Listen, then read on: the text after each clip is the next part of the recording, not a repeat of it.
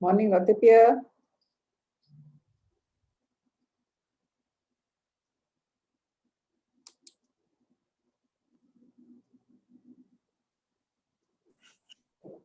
Morning, Assalamualaikum.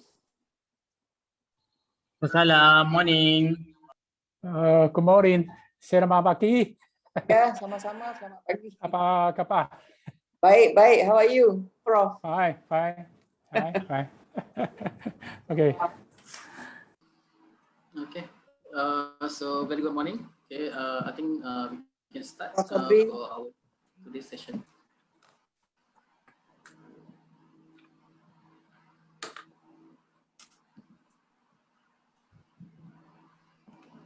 Okay. So Assalamualaikum and very good morning. Okay. To all our participants, welcome to our sustainability talk. Okay, series 2. On behalf of the UKM-YSD Chair for Sustainability, I would like to welcome everyone to our second Sustainability Talk series. Myself, Dr. Pir Muhammad, okay, from the Department of Chemical and Process Engineering, okay, UKM, and I'll be your moderator for this morning. Okay, and today, okay, we will be having a talk, okay, by two prominent speakers in their respective fields. So we have a Professor Dr. Shu-Yii Wu from Taiwan, and also we have Datuk Dr. Azizan from Malaysia. But before that, let me share some information to all. Okay, all participants. Okay, please make sure that your microphone is switched off throughout the session. Okay, to make sure there's no any disturbance. Okay, and then this session also will be broadcasted live. Okay, on Facebook page. Okay, you may like and share our Facebook page with your friends. Okay, those who can join us today. And participants are not allowed to record this session, okay, but not to worry, okay, we, the organizer, will be recording, okay, and we will share this recording to everyone, okay, so it's in a free domain, so everyone can share this recording, no issue, okay, and then we will have a question and answer session at the end of the second talk after Datuk Azizan's session. Okay, so for those participating in Zoom, okay, you may ask directly to the speaker. Okay, you may on your camera and ask a question directly. Okay, and for those who are not able to on the camera or not able to ask directly, you may write in your question on the chatting session. Okay, in the Zoom. Okay, we will collect all the questions and we will read for you. And same goes for the participants audience in the Facebook. Okay, you may put your questions on the comment section. We will read for you. Okay, and we will help you to ask all the questions. Okay, and we will also provide a registration link. Okay, for at the end of session. Okay, if you need a digital certificates. Okay, we will also provide a digital certificate at the end. Okay. And for all UKM staff, okay, we will have a point system in our e-bucket system. Okay, so we will also arrange for that.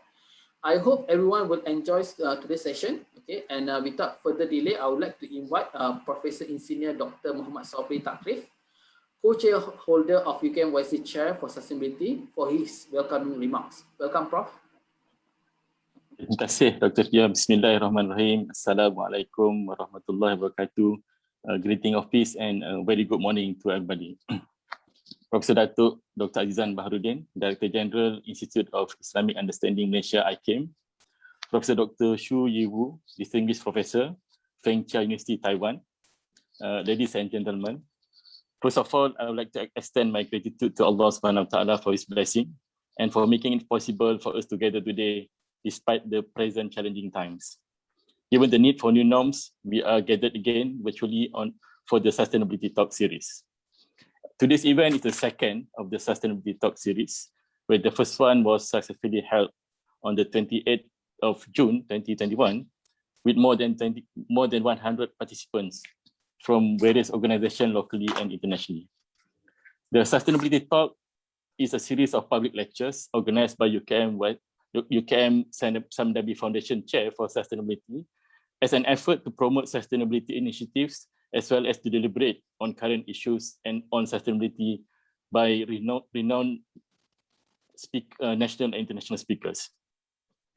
Ladies and gentlemen, it gives me a great pleasure to introduce our speakers today. The first one, Professor Dr. Shu-Yii Wu, a distinguished professor at the College of Engineering and Sciences, Feng Chia University, Taiwan. Welcome, Stein. Nice meeting you again, even though it's online. Professor Wu is also the co-chairholder for UKM-YSD Foundation Chair for Sustainable Development, a well-known expert in the field of renewable and green energy research. And in recognition of his expertise, Professor Wu has been appointed as the CEO for APEC Center for Advanced Biohydrogen Technology. Today, Professor Wu will be delivering a presentation on green synergy solutions for net zero by 2050. Welcome, Stein. Ladies and gentlemen, our second speaker for today is Professor Datuk Dr. Azizan Baharuddin. Selamat datang, Datuk. Selamat pagi, apa khabar? Apa khabar? Thank you. Datuk Azizan is the Director-General of Institute of Islamic Understanding Malaysia, IKIM. She is also the chairholder for UKM-YSD Foundation Chair for Sustainability. Datuk Azizan specializes in environmental ethics, religion and sustainable development, Islam and science, bioethics and interfaith inter-civilizational dialogue. Professor Datuk Dr. Azizan will be delivering a talk on sustainable literacy, ideals and realities. Before I concluded my opening remark, I would like to take this opportunity to express my gratitude and congratulations to all parties involved in organizing this talk. I would also like to thank everybody for your participation in this talk and wish everybody a fruitful seminar. Thank you. Over to you, Pierre. Okay, thank you so much, Professor Muhammad Sabri Tarif. Okay, now I would like to invite our first speaker, Professor Shu-Yii Wu. The floor is yours. Okay.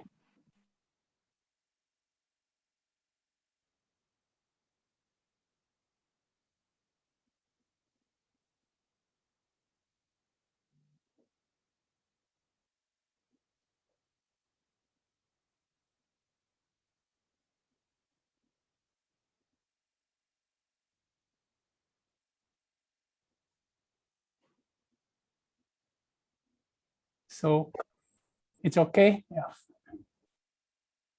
Could you see the slides? Yes, very clearly. Thank you. Okay. Okay. So I will start my talks. Selamat pagi. Apa kabar? Good morning, everybody. Baik. Terima kasih. Okay. This morning I will share some concept with all the participants. It's about the green synergy solutions for net zero emission by 2050. As you know, I think net zero emission now is quite an important issue on the global. That is very important. So today I will talking about the zero emission by 2050 and green synergy solutions. Green synergy solution, I think since last year, we give this concept to the APEC, PPSDI, and then a lot of economies, they accept this idea. So today I also want to share the green synergy solutions to everybody. And we keep the concept, try to share the concept how to solve net zero emissions by 2050. So they have 4 domains. The first one is human activities. The second one is social institution and environment and personal mindsets.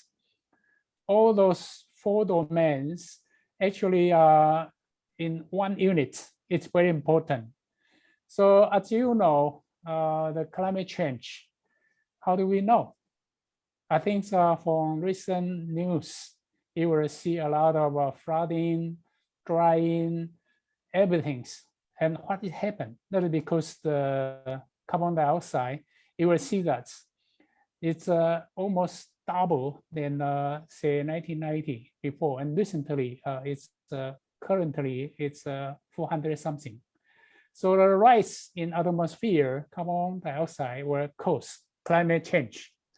So that is the reason. Of course, the mechanism, what in detail, you will see that because For example, the flooding, because the temperature is high and the vapor pressure or the water, they will increase, and more water in the sky, and then the flooding, or it's very, very abnormal. It will be a new normal for our future if the people not solve the problem, how to eliminate the GHG, greenhouse gas emission, carbon dioxide just index. Yeah, so that is very important things. So we have to solve this problem, and then we can solve the climate change. Actually, not only temperature, because I prepared the PowerPoint at about the beginning of the July, and it's unbelievable in Canada. It's reached 4.9.3 or 6 or even 50 degrees Celsius. It's terrible. It's in Canada, it's terrible. But I'm more concerned about it will be most impact on biosphere, because after that you will see the following news. They say a lot of bios will be died because too high temperature during the ocean. So that is very, very serious issue.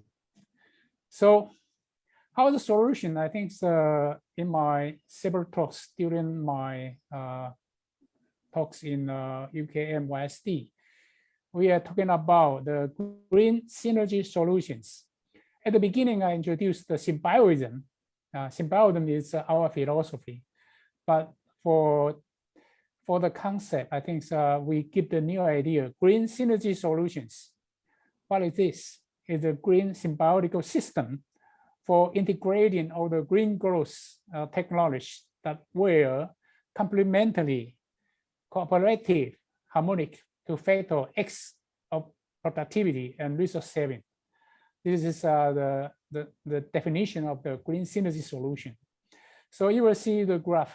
Actually, our society, our environment should be like a very harmonic coral biosphere. They help each other, they are cooperative, they are harmonic, and then you can sustainability. So in our green synergy perspective, it will be something like the left side, you will see, if maybe you're from wind turbine, from PV, or from biomass or waste waters, you can produce the hydrogen, you can produce the electricity, you can produce the biomaterials, etc.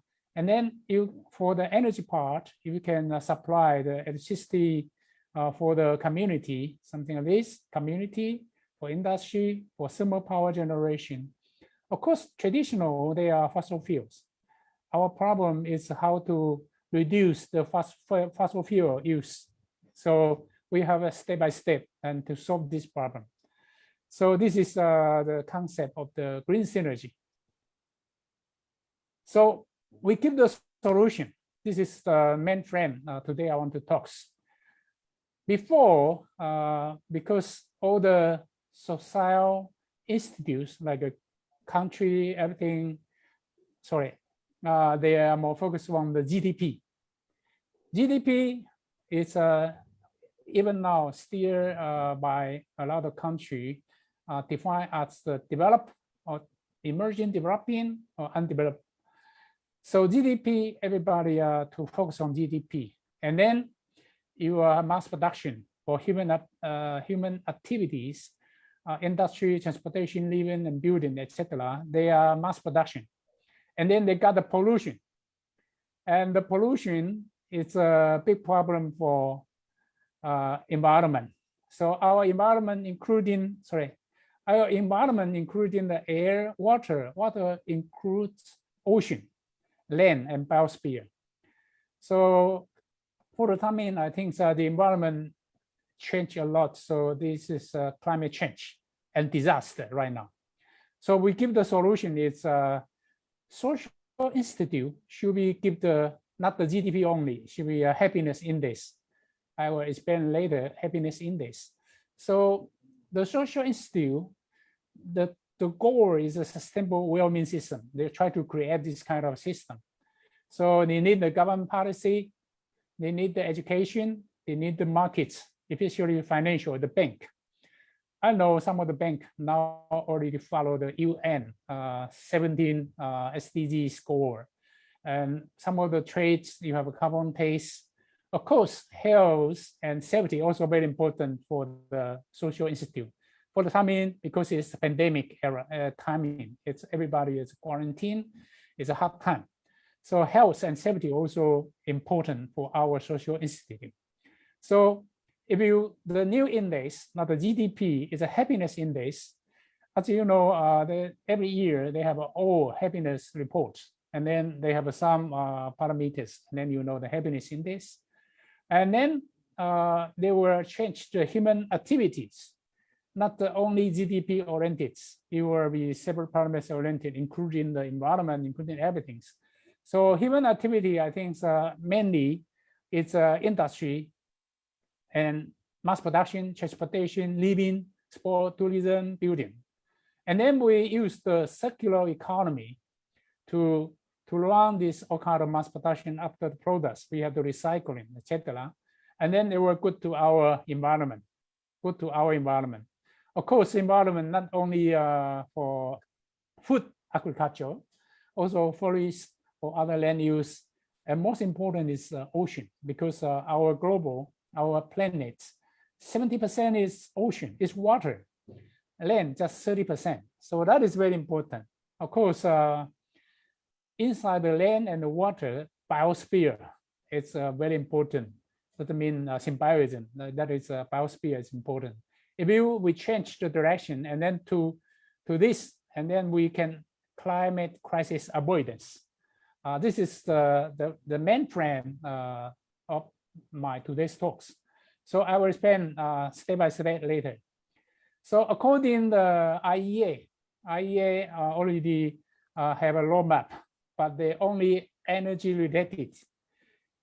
So according to IEA, if you we are 2021 here, and then we step by step for 2030, 2033, 2035, 2040, 2050, and then you step by step you can reach the roadmap, and then we can change the world, and then reach the goal of the net zero emission by 2050. So that is the idea. So the idea is possible. If the idea, everybody follow the roadmap by energy related, but I think energy related is not enough. That's a concept. If you he say, if you are the older international, they are very cooperative. 1950 is possible, but international cooperative case is not so good. Maybe to 2090, or even worse. There was still high rise. Yeah. So I mean, that is very important, the international cooperation, and then international have the same concept. So first of all, we're talking about the human activity, because human activity is the main reason of the climate change, because they destroy the environment. So the human activity, I say the mainly all the economy, for example, like the GDP development, they are very dependent on your power, electricity. So most of the developing country or emerging developing country, their GDP always the same line with the power, the electricity.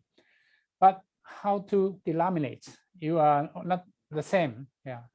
So I think for the industry, transportation, and the building and the living, the four domain, four field, we discuss how to reduce the environment impact.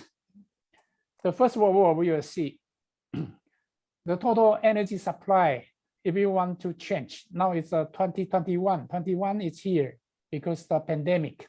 So it's very easy to remark. This is 2021. And if we want to change, if we want to avoid the environment pollution, maybe we use less and less about the oil and the coal. So oil and the coal will reduce. And the natural gas also maybe a little bit. Which one will be increased? The bioenergy, solar and wind is dominate. That is four new renewable energy. Originally, bioenergy is more high potential, but unfortunately, the technology maturity and bioenergy is still very less. So solar, US solar seems like dominates. If you compare bioenergy, solar and wind, I think solar is still more impact in the environment. Bioenergy is more harmonic and complementary. Wind also it's okay. So this is our total energy supply in NGE by 2050. So you will see the building, industry, and transportation. So maybe building, you have a chance to more green, but transportation still very, very, still very, very dependent on the fossil fuel. Industry just in the middle. So CO2 emission by sector and economy, you will see that because of that. And this is by GDP. I don't like the GDP. I prefer the happiness index. If you depend on the GDP, you will see advanced economies will be less, and emerging markets and developing economies will be dominate. Even by sector, building, transportation, industry, and electricity, I mean the power, heat, and electricity still dominate transportation. So you will see that this is carbon emission sectors. So we want to reach the goal by 2050 NGE. So I think we have to think about how to solve this problem. So green synergy solution for heat and electricity, this is my concept.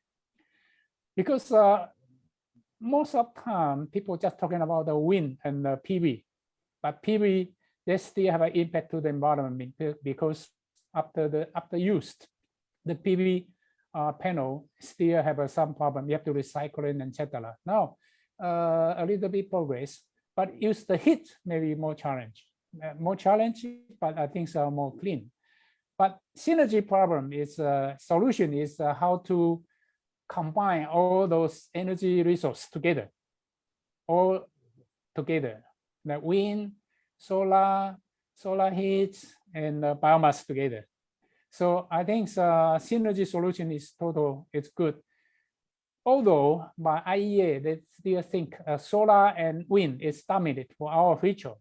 That's because their maturity, technology maturity is higher. But I think biomass can balance all that, It's a synergy solution. So this is the concept. So synergy for renewable energy, some of the paper already talking about this for wind and solar and electricity. You can have a hydrogen, you can hydrogen, electricity, and you have a, for heat supply or even the car or even the home, or you join the natural gas turbine, etc. Or this is another, it's a very good concept. It's from Hanyang University, Professor Choi. The energy part here, and then we can use the 5G or 6G to where management for the electricity. For example, smart city domain here, you use the electric management agents. That is the smart small system. In your house, they can smart control. And every house or every part, even the smart grid in here also where management. So this is a new concept.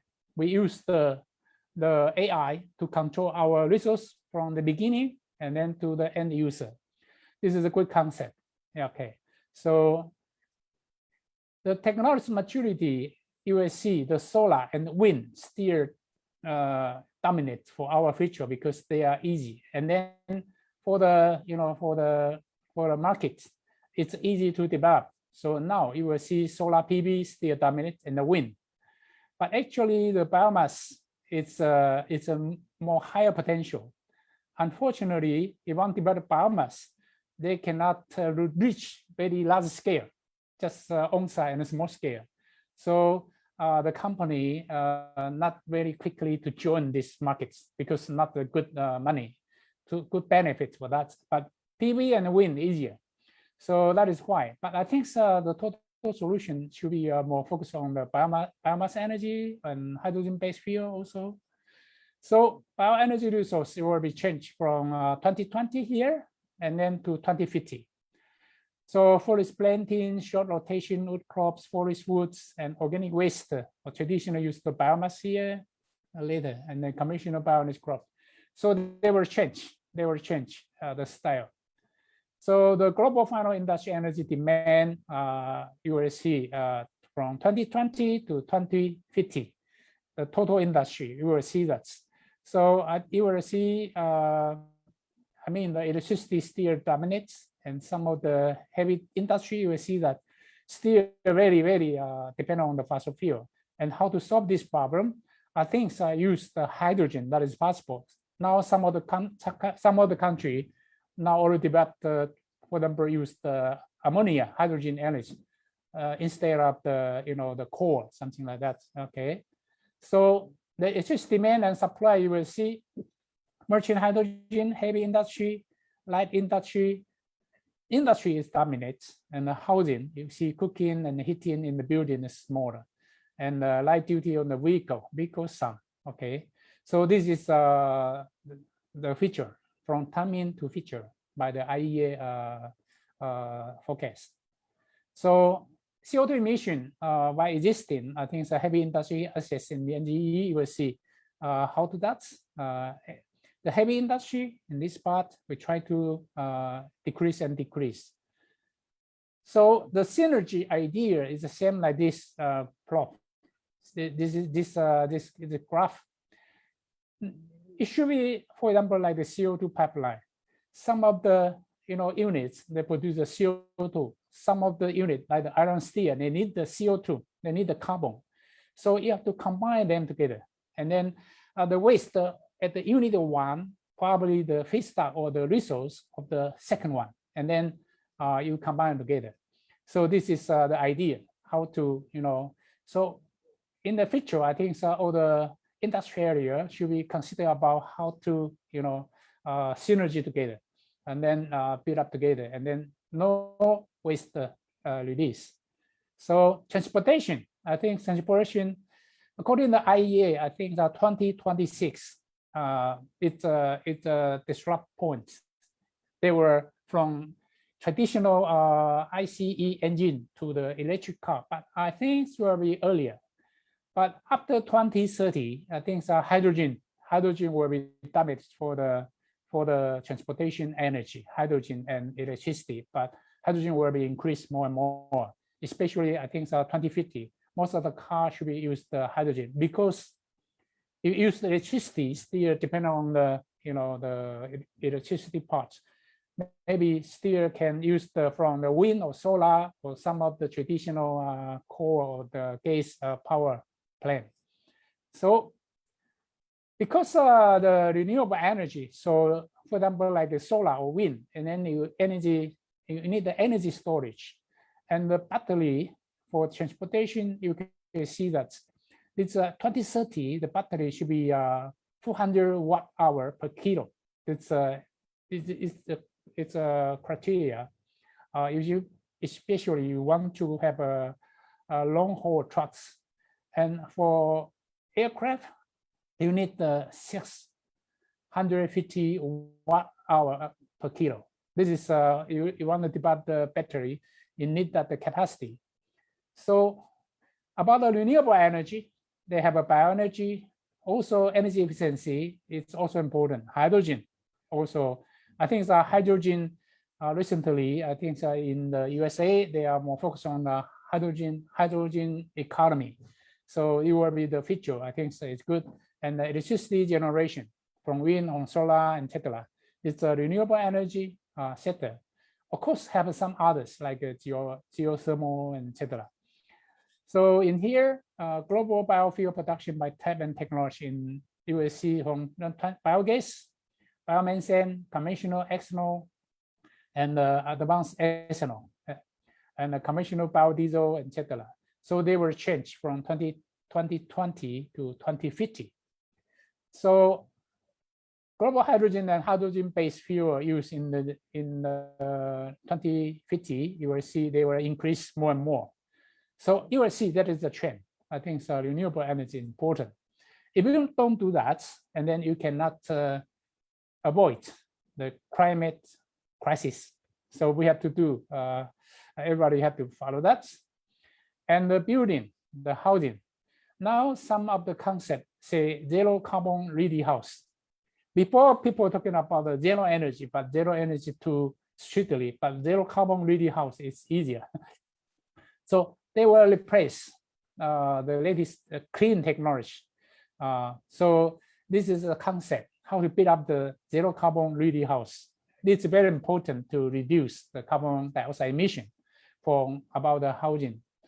So the global final energy consumption by fuel and end use application in buildings, you will see that normally they have some like heating or cooling, lighting, cooking, etc. So it will be changed little by little to do that.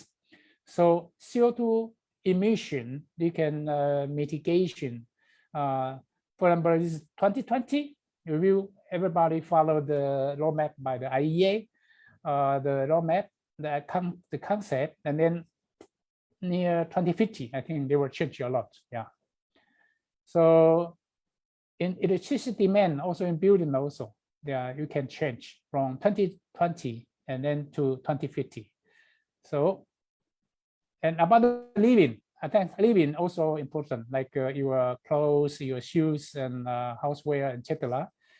And for the living, I think because they are mass production for everything. So if you are from the fossil fuel, you have to take the technical cycles. You have to you produce and then you use it, and then normally you put in the garbage. But you have to recycle. You have to reuse, regeneration. This is a technical cycle. But we are more prefer biological cycles. They were from, for example, cascades and the consuming and the manufacturing, biogas, biosphere, and farming and the collection. This is biological cycles for about the circular economy. So the biomaterials from the natural resources, they have some studies. The natural compound, and then natural polymer, natural monomer, bio-based compound, and then to bioplastics, like the PHA, like the TPS, visco, PLA, bio-PE, etc. So if we can produce the methane by the bioresource, for example, like the agricultural waste, the bioresource, and then we have everything like methanol, like hexene, benzene, etc. We can, instead of the raw material from the crude oil, you can from the biomass, and then you can reduce the carbon dioxide emission. So this idea, for example, like a cellulose, the cellulose base, you can have everything instead of from the crude oil. This is the same, and cellulose is from biomass, it's from agricultural waste, etc. So for example, here we try some. Is in our level we do something. You can use the all kind of biomass, and then you can use the ion liquids, and then you can produce the yarn instead of textile. So that means you have a biomass, and then you have a cellulose, you have a yarn, you can have a textile, and then that is very promising for our future. You don't need to use, or you not don't need. You can use less and less raw material from the crude oil. So biomaterial also can have everything. This is from biomaterial. You can from biomass and then produce a biomaterial like biomaterial house, etc. And biocircular plastic also, you can, for example, like a PLA or PHA, molding, material recycling, chemical recycling, and biological recycling, etc. So in Europe, they are very concerned about this issue. So the Europe plastic Europes, they now for the time being, they already have a recycling of the material, like 32% recycle, 42.6 energy recovery, and landfill only 24.9. So that is the first domain. And the second domain, we are talking about the environment issue. So environment issue including the air, water including the ocean, land, and the biosphere. So if we follow the idea, I think we can reduce the emission from GHG emissions gas. So this is our hope. So for example, in here, if you Hamitech in Feng Chia University, we developed the synergy. You can use the agricultural waste to produce the energy, produce the raw biomaterial, and then you also have some the cash flow develop of some social impact. Yeah, it's a good job to all the local community, etc. Okay, for example, like green palm industry. Green palm industry is a very important industry in Malaysia, and normally we just take the oil from the palm. Actually, palm industry, they have a lot of byproducts like a biomaterial, or also can have say methane, C1 chemistry, or the hydrogen for energy or electricity. So palm industry actually can as a core part of the all system. The system were including the energy supply, social institution, benefit, environment, etc. And so the social institution, this is environment, and this is climate change, and then social institution is also very important. Most of the scientists and engineers just talking about the science, technology, and innovation part, but actually you want to solve this problem. I mean, my net zero emission, I think social institute also very important. So how to do that? The first one, I think, is government policy. Government policy is important. You have the right policy to do. The most important is education. Like this conference or these talks, I think is important. And health and safety, social security, or marketing also, it dominates. Sometimes it's a good policy if you are no benefit for the the private sector or everything. It's a very hard to promote. So markets also important issue. You want to run the sustainable well-being system. That's important. So the happiness index I will define here. Not only GDP. Before we just think about the GDP, you also according to the World Happiness Report, also the freedom, the social support, perception of corruption, generosity, and including the social environment cost also. That is the happiness index. So if the new trend, people should be use the happiness index.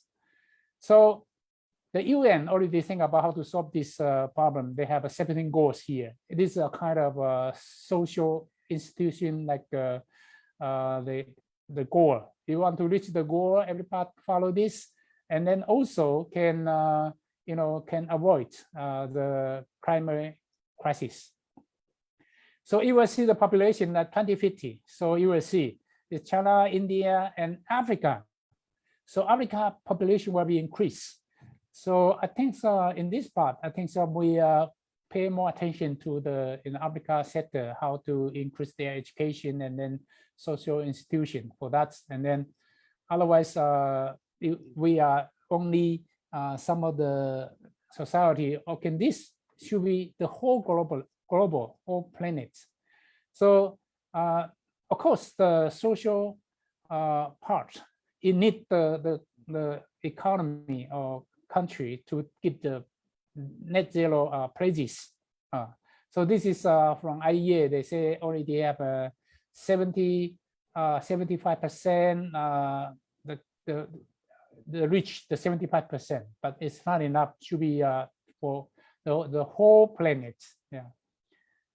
Okay, this is a sector pledges. Yeah, investment of clean energy.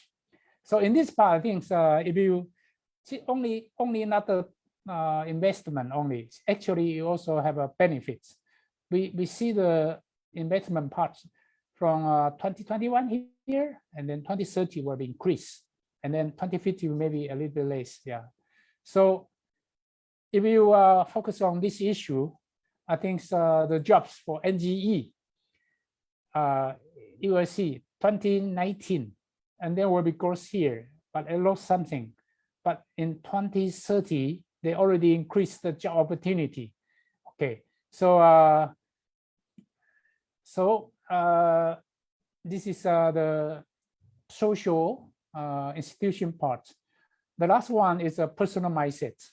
Even if you have a good policy, you have a human activity, but this is the core part, personal mindset. Everybody should have behavior change, because even government have a good policy, but I think the people don't run it. It's nothing. So personal mindset, and personal mindset is should be through the education and then to change the behavior. So, okay. Three main type of the behavioral change: reducing excess and wasteful energy use, transformer switching. If you can walk, you don't drive the car. If you can have a bicycle, you don't need the car, etc. Material efficiency gain also. So the global carbon emission saving and the carbon, you will see that if you the behavior change, the mindset change, most of the family, you will see that maybe for the time being, most the zero car, that means the family don't need the car. They use the public transportation, giving more and more. And from 2 car to 1 car, 3 car to 2 car, etc. And then carbon emission is saving. You can see that they were saving. So the mindset change also very important. Okay. Okay. Okay. Okay. So I cannot change that. Okay. My time is running out. Why I cannot change? No problem. Yeah. Okay. Okay. Why I cannot change? My last.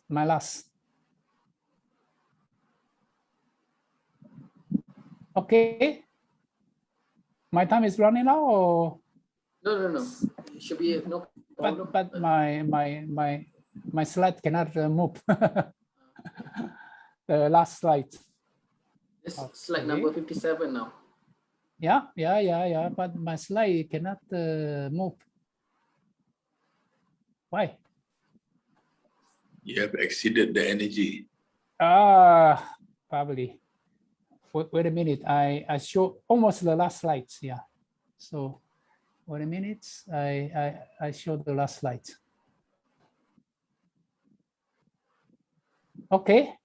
Can see that? This is the feature. I think it's 2050. Low carbon technology is important. Low technology with the activity environment of consumers and behavior change also important to that. Yeah. So I mean, if you follow the roadmap till 2050 or even 2030, I think the PM 2.5 noise and source already decreased and then give a better air quality. So I want to encourage the people, I think, because 1987, we have an ozone layer hole in the South Pole. And then in that time, all the around the world, they are hard work, they how to prevent it. So they give the CFC how to forbidden to use again and use the HCFC and etc. So until last year, the ozone layer recovery is success, is the close. So I want to say with the year, everything will come true. And we are not focused on GDP only. We are keep the happy, because be happy, don't worry. Happy is the mindset drive. So keep the happiness, and then you can also alleviate the carbon dioxide emission and reach the goal and the NGE by 2050. So that's my conclusion. Thank you. Terima kasih. Terima kasih. Thank you, Prof. Wu, okay, for your Yeah. wonderful presentation. Okay, so Yeah. to audience, okay, if you have any questions, okay, feel free to write on the chat section, okay, or you can wait until the end of the another talk. Now, I would like to invite Dr. Azizan Baharuddin, okay, to deliver her talk for today's session. Dato'. Yes. Thank you very much. Okay. Very much, Dr. Pierre. Bismillahirrahmanirrahim. Alhamdulillah Rabbil Alamin. Wassalatu wassalamu ala Sayyidina Muhammadin wa ala alihi ajma'in. Bishrali sadri wa yassirli amri wa hlul 'uqdatam min lisani. Respected Professor Shu-Yii Wu, Yeah. chairholder UKM-YSD Chair for Sustainable Development, Zero Waste Technology. Also distinguished Professor Feng Chia University. Professor yang berbahagia Profesor Engineer Dr. Muhammad Sobri Takrif, Co-Chair UKM-YSD Chair for Sustainability, Cluster Heads, Research Fellows, agencies, participants, ladies and gentlemen, Assalamualaikum warahmatullahi wabarakatuh and a very good morning. Firstly, I would like very much to thank the Institute for Climate Change UKM for allowing me to share some information regarding the topic that we want to speak today, which is sustainable literacy. Before I begin with the PowerPoints, please allow me to say some preliminary words regarding science sustainability literacy. Ladies and gentlemen, cross-disciplinary research has now shown that underlying sustainability literacy is ethics. Ethics encompasses right conduct and the good life, and it is one of the foundations of sustainability science to begin with. Its necessity emerges out of the need for providing assurance of opportunities and natural resources for future generations, which are not different from the needs of the present generation as emphasized by the definition of sustainable development itself, first alerted to us by the Brundtland Report in 1987. The meaning of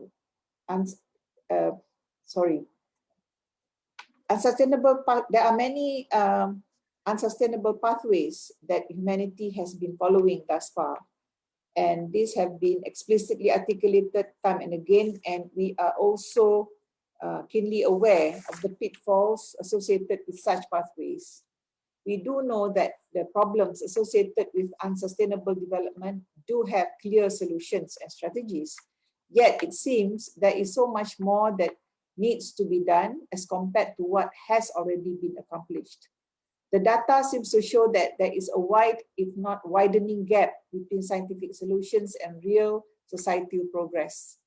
This is where I think action in terms of sustainability literacy comes into the picture, as it calls on board fields of knowledge and societal institutions such as the religious, the economic, the legal, the psychological, the media, and the arts to work together to achieve the behavioral changes needed to achieve the 17 SDG goals by 2030. I'm so glad Professor Shu-Yii referred to such ideas just now when he spoke about happiness index and the like. So a strong ethical framework is required to resolve the conflicts associated with growth and sustenance. And the real challenge is how to implement these ethics and values and adapt them to changing and emerging threats, such as we are witnessing today in the form of the current pandemic. It is therefore our hope that the UKM-YSD Chair for Sustainability can promote awareness and effect the changes that are much needed. I think we all agree that education at all levels, also Prof, just now you mentioned this, remain the best tool to sharpen this awareness and the skills needed for action. In this context, the goal of sustainability literacy skills is basically to empower individuals to read self and society critically and to discover insights into where society is heading. The skills gained through sustainability literacy should enable them to rewrite the self, which means make changes at the personal level. as well as society towards new paths that can lead to a sustainable world. In the business sphere, we hope to be able to develop individuals such as Ray Anderson, who began to acquire sustainability literacy via an epiphany, which means a moment of sudden and great revelation, after he read about the idea of the death of birth in the book by Paul Hawken called The Ecology of Commerce, a declaration of sustainability written in the 1990s. The phrase death of birth refers to E.O. Wilson's expression for species extinction. This phrase, according to Anderson, was like a spear, and I quote what he said, was like a spear into my chest, and as I read on, the spear went deeper until it led to a total change of mindset and a change of paradigm, unquote. At this point, we say that Mr. Anderson, the businessman, had gained a deep reflective level, knowledge about sustainability literacy. However, sustainability literacy is also about taking action. So he changed his carpet making company called Interface from selling carpets to be ultimately disposed of to one which provided at the same time carpet servicing. His company started renting out carpet tiles, reusing them when no longer required, replacing only those that had worn out, and recycling the discards using wind and solar powered energy. So transforming corporations in this way requires skills in ecological literacy or ecological intelligence to understand the impact of actions on the ecosystems which support life. And this is also called systems thinking, to gain a holistic picture of inputs, outputs, and waste so that reuse and recycling can be maximized. This also entails the use of appropriate technology and appropriate design to minimize impact of the technology's use. So cultural literacy is also required to adapt solutions to the prevailing culture. So what I have just briefly described here, I hope can give us a bird's eye view of what sustainability literacy entails. And I hope some of the points that I have mentioned will help expedite my PowerPoint presentation, inshallah. So, ladies and gentlemen, this is an outline of what I hope to be able to touch upon in our discussion this morning. I will look at how we understand or some definitions of sustainability literacy, which actually is based on environmental literacy, which in turn have to rely on some kind of literacy in science or scientific literacy. And then we have to be very brave and we be very honest to look at what are the challenges in bringing all the wonderful ideas and solutions such as described by our professor just now to become a reality. And we all agree that education is the best way, but the education will have to be done in a slightly different way. Everybody talks about the new norm today, and I think there has to be some changes in the way science is taught, in the way economics is taught, in the way religion is taught, and culture is taught. So that's why we speak about the roles of ethics and socio-cultural elements and values. To begin with, maybe we can say that some of the things that we speak about have the support of some of the latest projects we see worldwide, and one of these is, of course, the recently remembered or acted upon Earth Day, which had 5 pillars: the Canopy Project, the Food and Environment Project, the Great Global Cleanup, Climate Literacy, Global Earth Challenge. And I think we are all currently associated with one of these pillars, if not more than one of them. And we're all very familiar with this emblem, with this what we call it, symbol in terms of sustainable development. And basically, when you speak about sustainability literacy, you cannot divorce the 3 components, as Prof just now already reminded us, which is the economy, which is society, which is the environment. And again, we are also familiar with these 17 goals. And in this presentation, probably will review according to the Sustainable Development Goals review or report done by United Nations of 2020. I think some of us are very familiar with this document. And before we do that, we probably will look at some of the tremendous efforts that worldwide conference of parties, I think a group of about 197 nations have gone through, beginning in 1995 in Germany, right?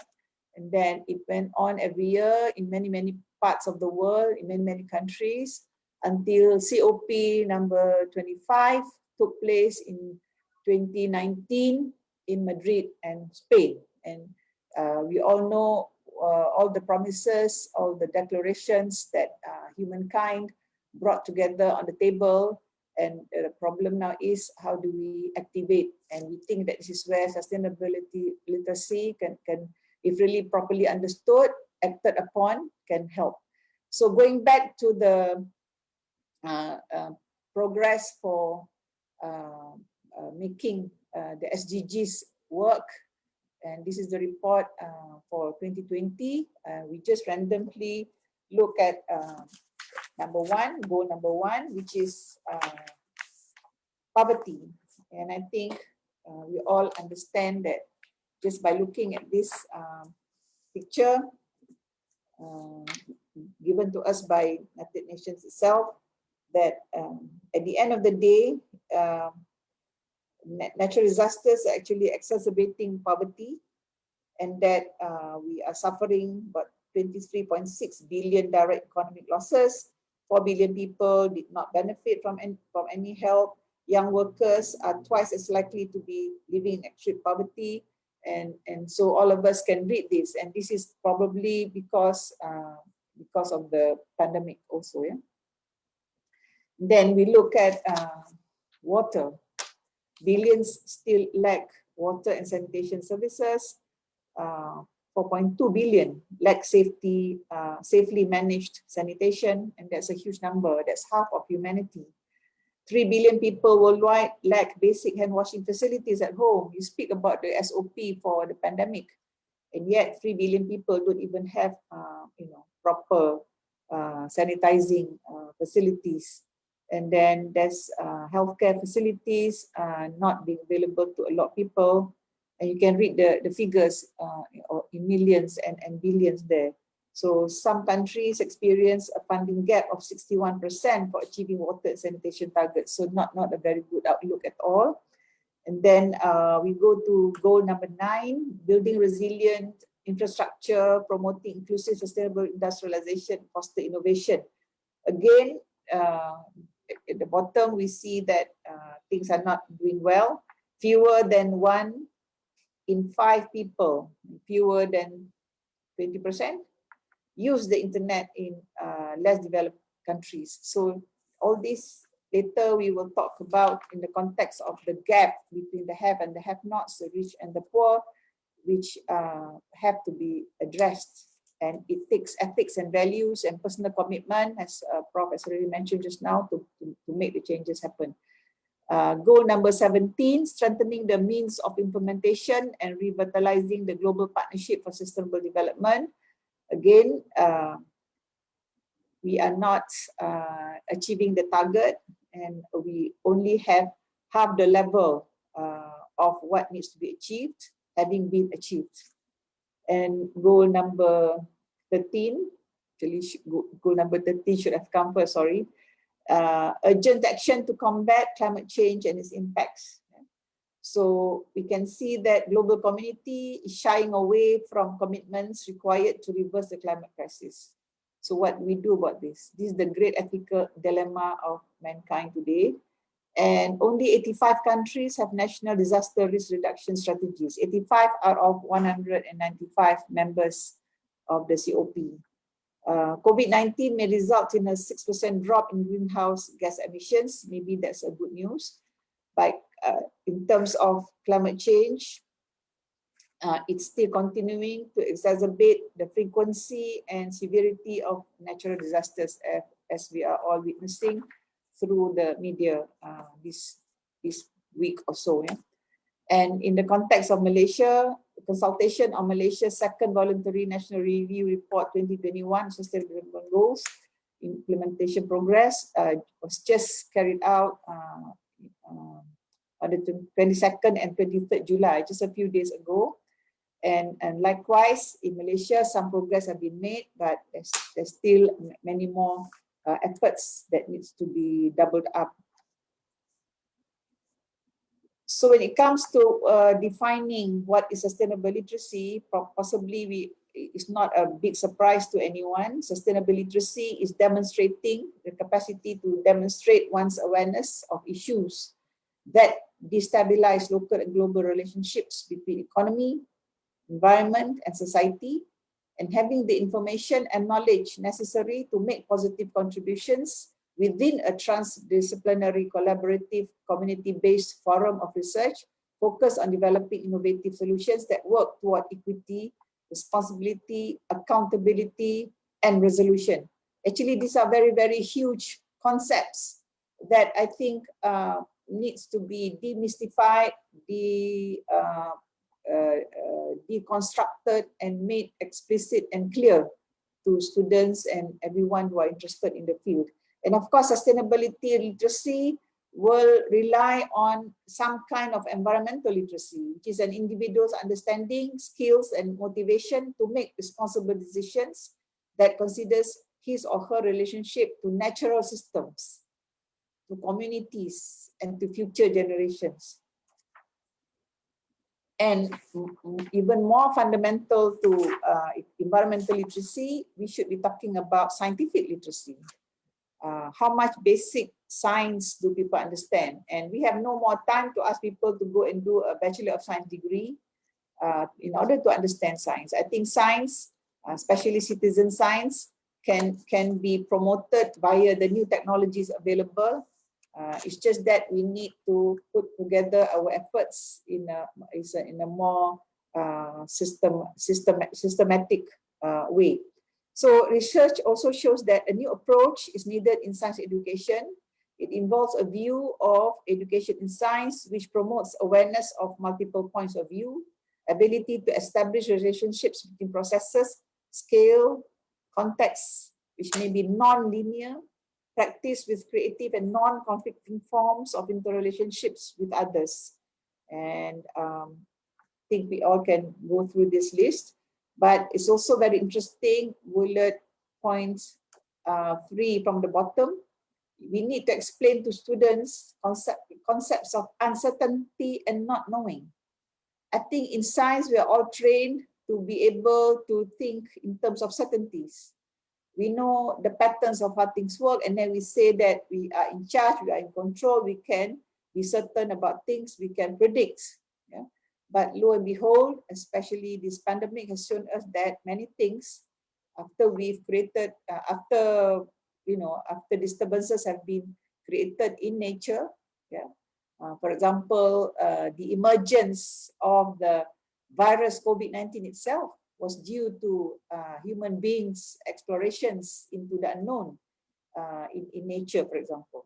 So there needs to be a kind of a limiting of, if I may call it, quote unquote, arrogance of science that think that we can understand everything about nature, how it works, and therefore we can control everything. There are many books and documentations, I'm sure, that we can rely upon if you're very serious about making sustainability literacy available to everyone. But we always come across, many of us come across this handbook of sustainability literacy, Skills for a Changing World, which identifies 6 strategies for how societies can support the type of learning environment that promotes sustainability education and ecological learning. And among these strategies are the following: creating learning communities. Communities must be able to be observing what is going around them and learn from what's going on. and learning from experience. And fostering a new cultural worldview is also very important. Thinking systematically, we've touched upon. We have to embrace diversity. We have to listen to other points of view. And that the person must be one who is aware of many dimensions to the human being and human existence and human experience. So we can talk about 15 core competencies for living in sustainable communities according to the Center for Eco-Literacy. And these 15 core competencies can be grouped into 4 groups. Number 1, that involves the cognitive approaches. What do you mean there? Through cognitive means, through using our akal, our logic, our science, we should approach issues and situations from a systems perspective. We need to understand fundamental ecological principles. We need to think critically, solve problems creatively, apply knowledge to new situations, assess the impacts and ethical effects of human technologies and actions, and vision the long-term consequences of decisions. Number 2, the heart or the emotional, we need to feel. This is something which is not in science textbooks, I think. I don't think any subject in science, physics, chemistry, or biology, for example, deal with things called feelings. Yeah? Feelings of empathy, respect for other people and living things. This is where we have to bring in ethics, we have to bring in cultural values, we have to bring in religious values. But then sometimes the unfortunate situation is that people are teaching religion in still a limited fashion. It does not lead to people connecting the religious principles, the religious ethics to what actually goes on in life. Just from the point of view of wasting, for example, in some religions, people who are wasters are regarded as friends of the devil. Yeah? But then again, is this being practiced at the individual, community, or even corporations level? And then we should see from and appreciate multiple perspectives, respecting others, yeah? With different backgrounds and motivations and intentions. And we have to commit to equity, justice, and inclusivity. What you love for yourself, you have to love for other people. Again, this is where philosophy, arts, and other dimensions besides pure science come into the picture. And then you go into the 4th category of competencies, which we call the active ones, which is we have to be able to create and use tools, objects, and procedures required by sustainable communities. The way our young people are doing, maybe this is too much of an exaggeration. Are we encouraging through our educational systems individuals to be creative in using tools, maybe AI tools, but you live in an environment which is not automatons, you know. Yeah, you live in an environment which is made up of trees, of soils, of rock, of water. Yeah? So do you have the capacity to create and use tools that come out of nature? Then you must be able to turn convictions into practical and effective actions. So you have the niyat, you have the intention to do things, but can you turn those convictions into doables? You have to be able to assess and adjust uses of energy resources. Lastly, you have the spirit or the connectional dimension, competencies. So here, this is a forgotten dimension. But there are some or a number of books on the environment, understanding the environment, environmental ethics that actually cover this, which is we need to be able to experience wonder and awe towards nature. Some people may have to run to the dictionary and find out what awe means, yeah, or wonder means. Dr. Pia, I don't see you live, but I would like to see expression on your face, for example. Yeah, are you in awe of anything? Are we capable? You know, I hope you're still smiling. Yes, Prof. I think this is lost. Do we feel awe? But if you go into the literature, you understand that this is the feeling of awe that pushes scientists further into their research. You know. And it is something that makes you come alive and passionate about your work. And then you have to revere the earth and all living things. It's not about worshipping the earth. No, it's like deep respect. Yeah, you look at the window outside, which I'm able to do now. I see greens outside there. See, the leaves are green. So what's that green color? Chlorophyll. And what is the leaf? What is inside the leaf? You have small holes called stomata, through which carbon dioxide goes in to the leaves and oxygen comes out. And that oxygen is now being absorbed by my lungs. So this is the ra'ib, this is the unseen. And that is the language of religion. But in the language of science, it's all there. And then that green color pigments, it absorbs the energy from the sun and it turns whatever the tree through the roots absorbing from the ground into fruits, into products of the leaf. So when you say, oh, it's nothing, it's not airy-fairy stuff, it's real stuff. And this is what we call also spiritualizing empirical knowledge. This is when you say spirit here, you're not running into an unknown zone of ghosts and unknowns. No, you're talking about reality. You have to be able to feel kinship with the natural world and invoke that feeling in other people. And you have to feel a strong bond and deep appreciation of places in nature. I think the tourist industry can help us promote this, this situation. And I think we have seen this picture many times before. We are technological giants. Thank you very much to science. Very good, carry on. But we also need to back up in terms of our moral values and activation of those moral values. And many countries, we learn that these components of values, which actually means beliefs and how to do the right things and avoid the wrong things, or ethics, are actually being encouraged. And I think we're all familiar also with Dr. Posas, who is now a consultant at World Bank. And she did a sociological empirical study on the effect of religion on people. Why is religion looked upon even at the United Nations level as a force to be reckoned with in terms of their behavioral change? Because religion has the effect of making people serious with their lives. Religion says that if you do the right thing, you'll be rewarded. If you do the wrong thing, you will be punished. It sounds harsh, but there are many ways of explaining this so that it makes sense, so that it is logical. And for us here at IKIM, for example, this is one of the tasks that we also try to contribute in a small way through the chair, in that you can actually combine knowledge of science and combine knowledge of religion together, harmonize them.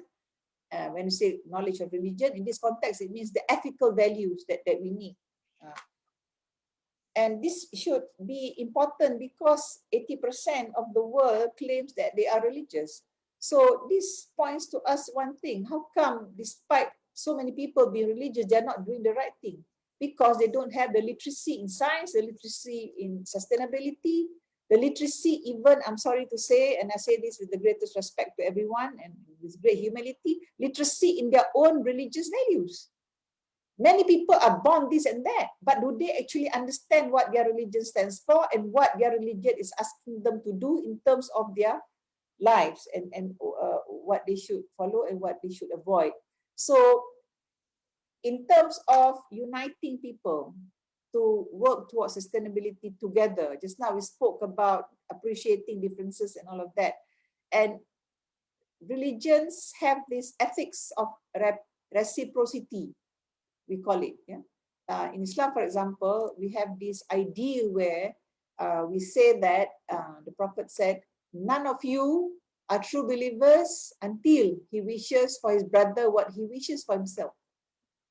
Just now, Prof mentioned about cooperation, about happiness index, about caring for others. So this actually can come very strongly from religions. The same with other religions like Judaism. Thou shalt love thy neighbor as thyself.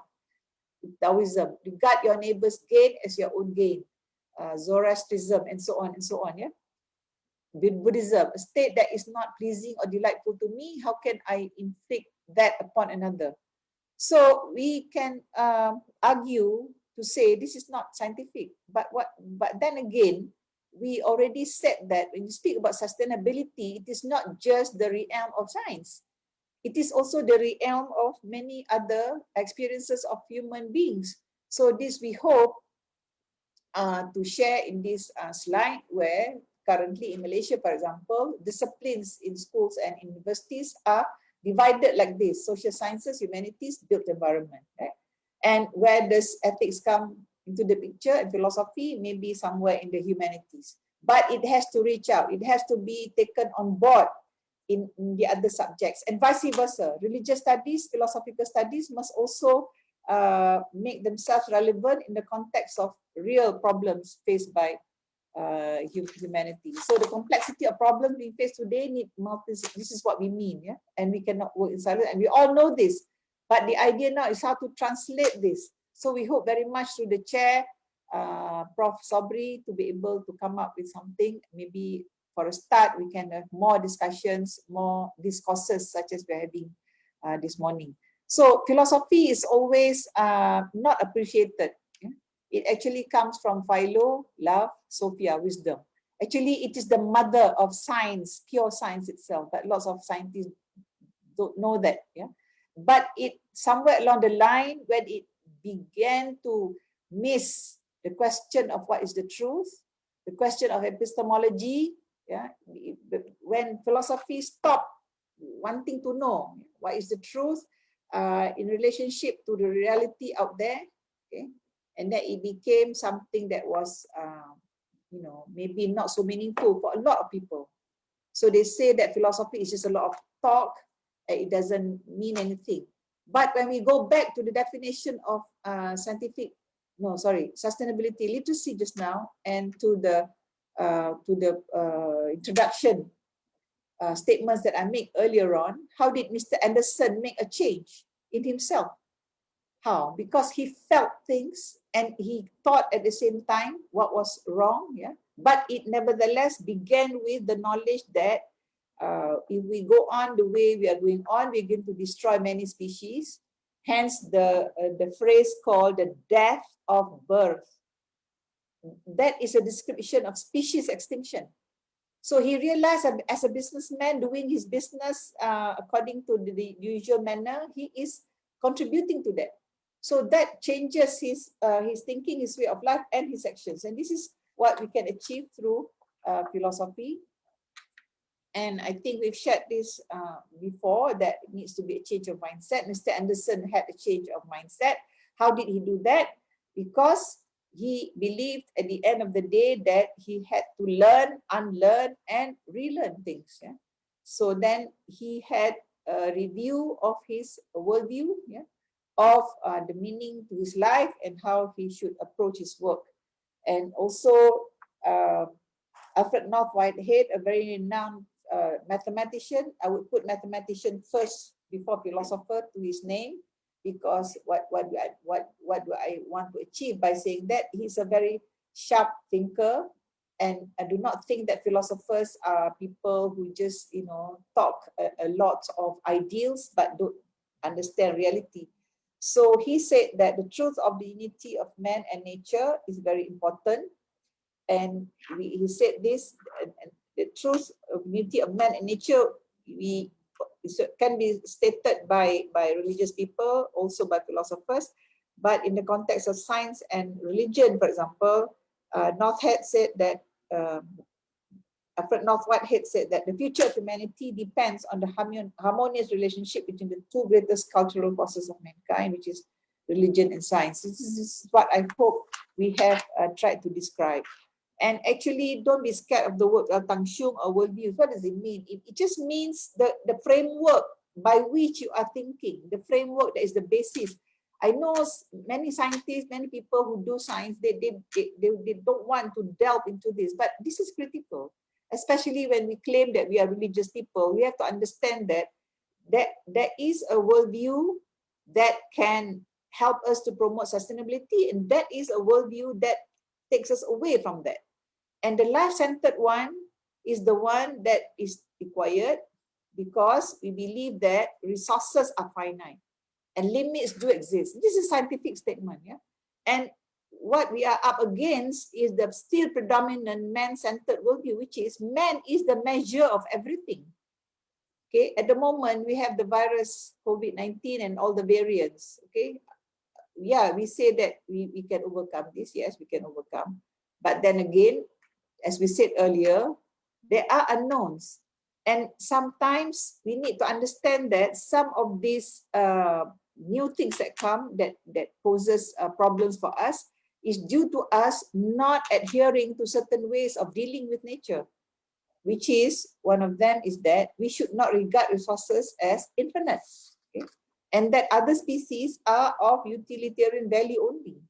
So what we need now is to creatively put together what is the best from the life-centered, which is prone to the religious teaching, and what is the best in the man-centered worldview. And this has been done by some scientists. For example, Professor Ajayusi, he is a very serious engineer and a chemical engineer, and he himself has done work maybe not similar or to Professor Wuxi.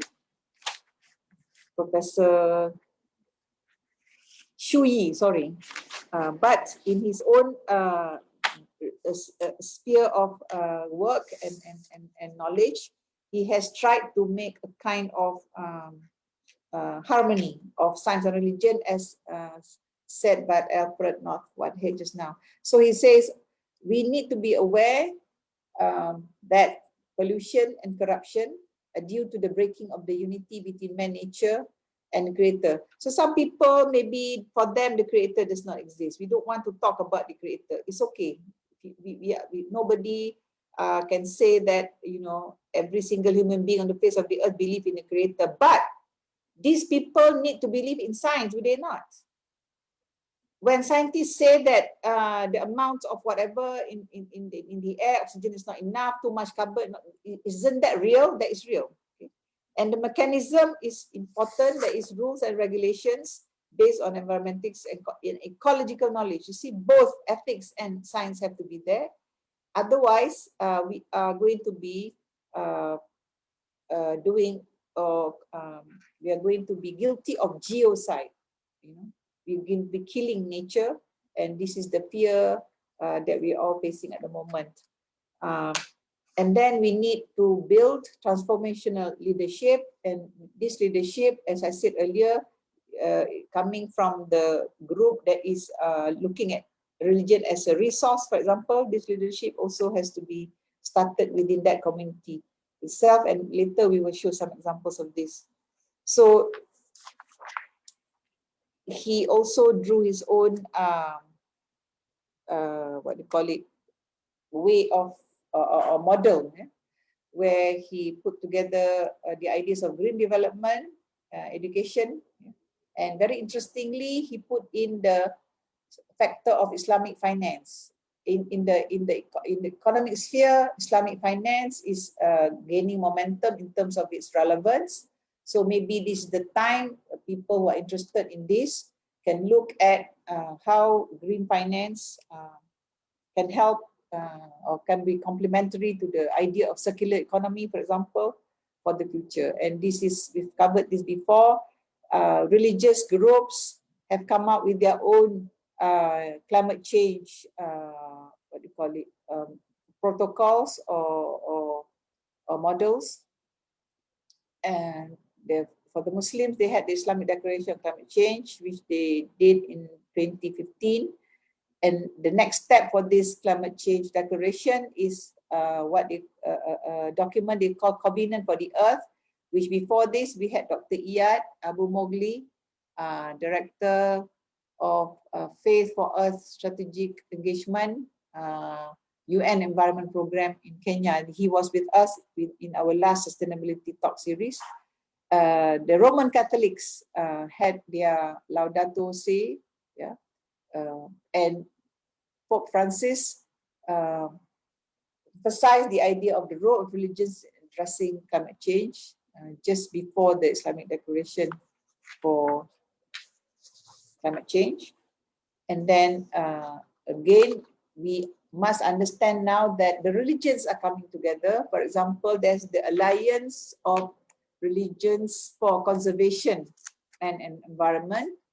And one of their what they call it, outputs is for the Muslim group to work on the concept of green Hajj. Everybody knows that during the Hajj season, about 2 million Muslims will converge in the city of Mecca, not this year, not last year, of course.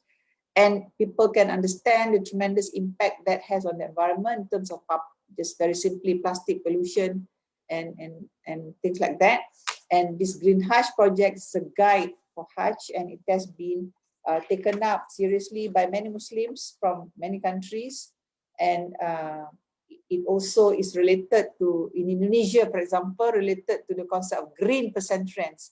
In Indonesia, they have religious schools called pesantrens, which are very popular amongst the population, 200 million. And green pesantrens also take up green practices. And of course, in the context of Muslims also, I take a lot of examples from the Muslim situation because that's what I'm most familiar with. I'm sure people in other faith traditions can come up with analogous or similar examples. So the idea of wakaf or endowment is very important for the Muslim.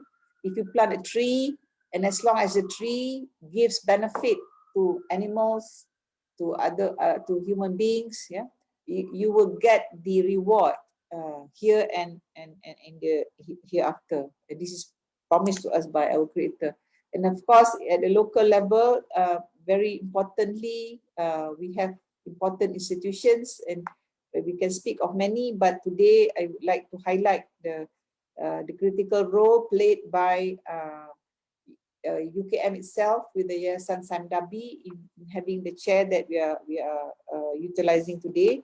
And if you look at the sustainable futures that they are working at, we are very incensed, we are very excited to work with this center. And of course, there are many publications by local people, and we also try to do popular articles in the local newspapers. And the book on the left, Multiple Perspectives, is also done by our colleagues in UKM.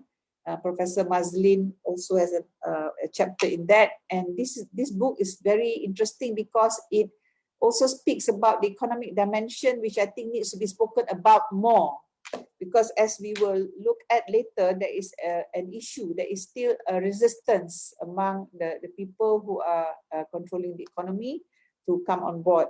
And of course, we can always be empowering local communities. This took place a few years ago at a riverine region in Malaysia, in Kuala Selangor, where youths 9 to 15 years old were tutored by just a few researchers, young researchers from local university, to be in charge of their environment. So they had mangroves, they have the river, of course, and within the space of just, let's say, 3 to 4 months, you have the mosque community, you have the youths being engaged in the project.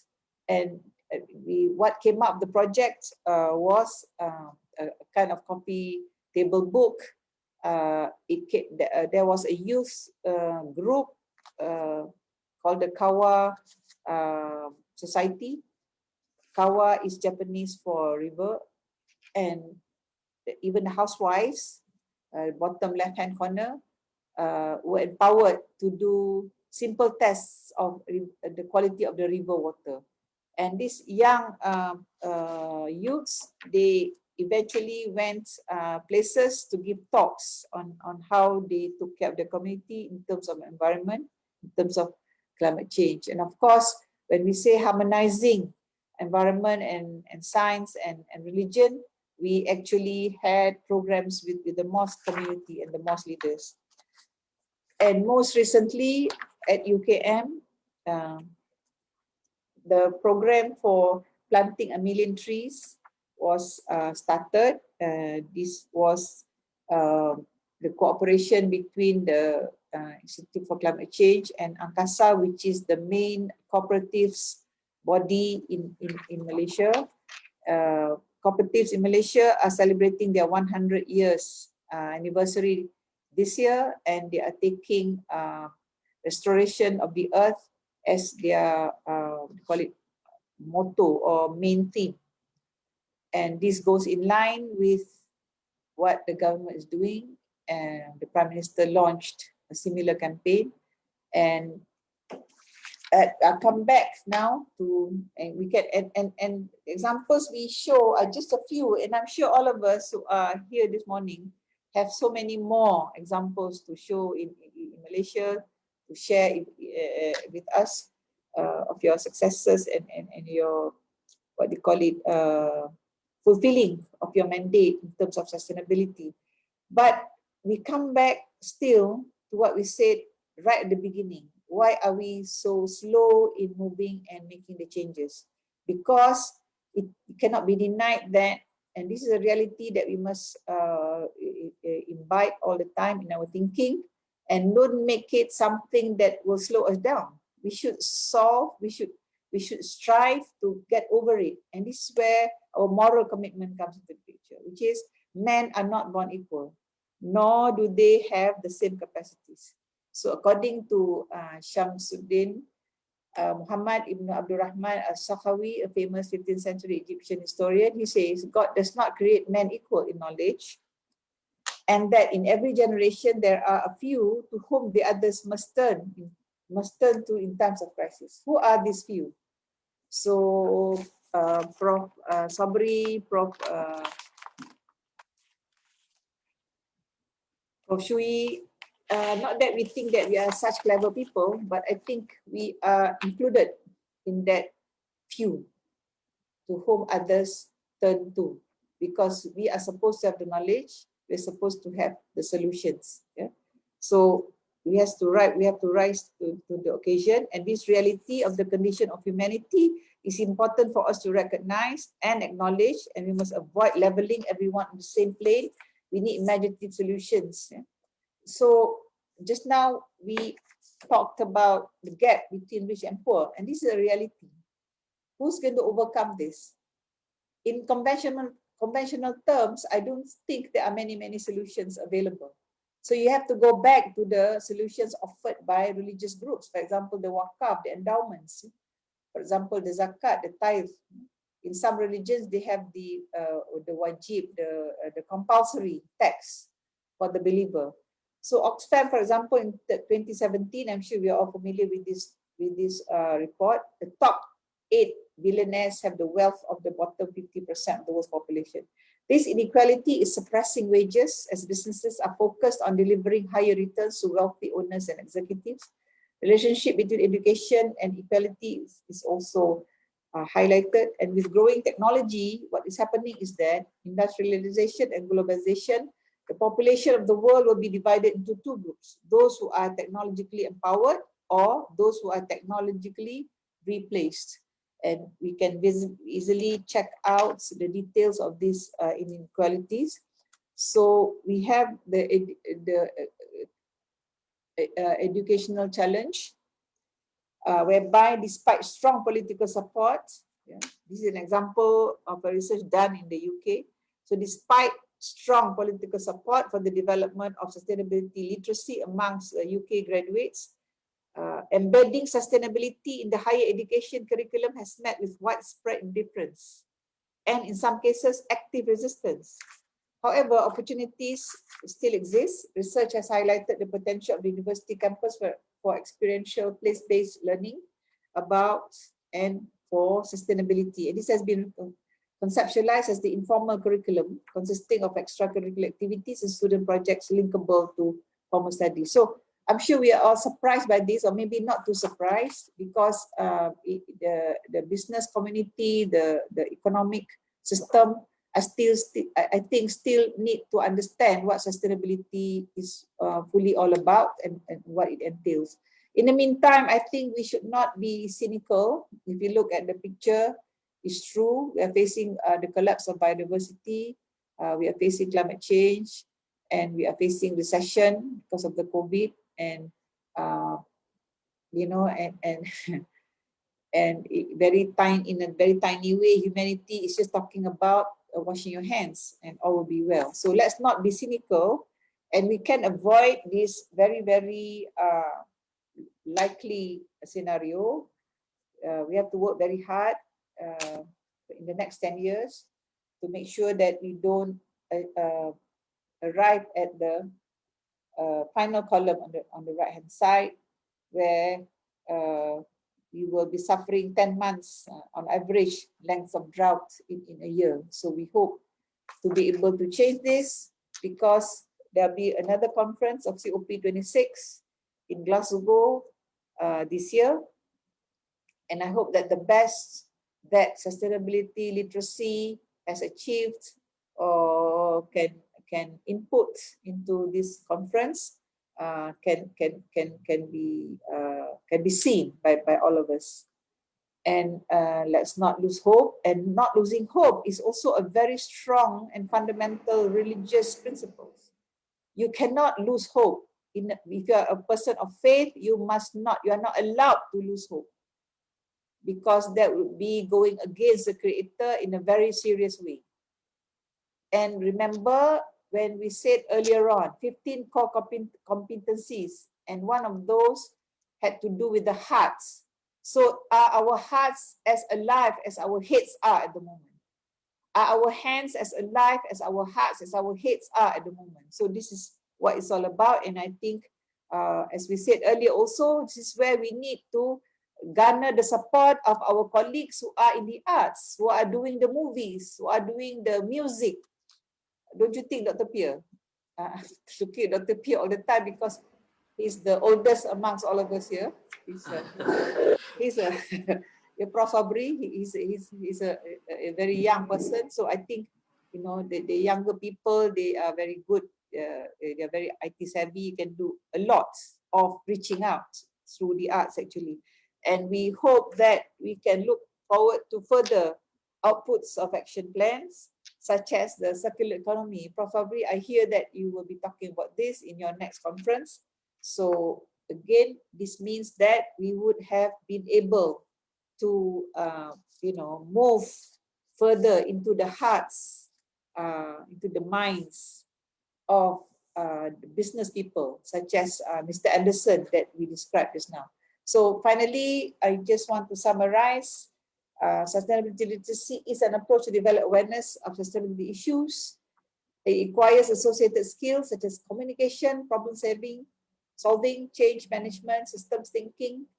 And we need to learn by doing or learn by living, and outdoor activities can play a big role here. And everything we do is actually linked to the 1987 declaration that was made regarding sustainable development, let's not forget, which is development that meets the needs of the present without compromising the ability of future generations to meet their own needs. I think less and less of this is being spoken about today.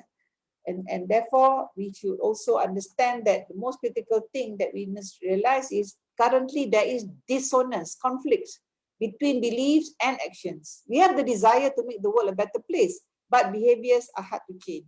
Sekian wabillahi taufiq wa hidayah. Assalamualaikum warahmatullahi wabarakatuh. Thank you, Dr. Pierre. Thank you all. Thank you, Dr. Azizan. So it's a strong reminder for those working in science like me. Okay. So I would like to invite, okay, all the participants, okay, if you have any questions, okay.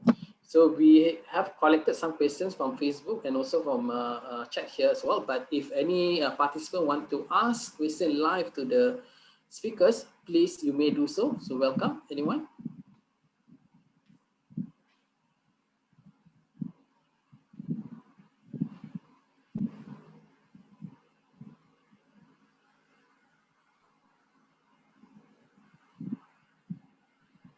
Maybe they want to add ideas.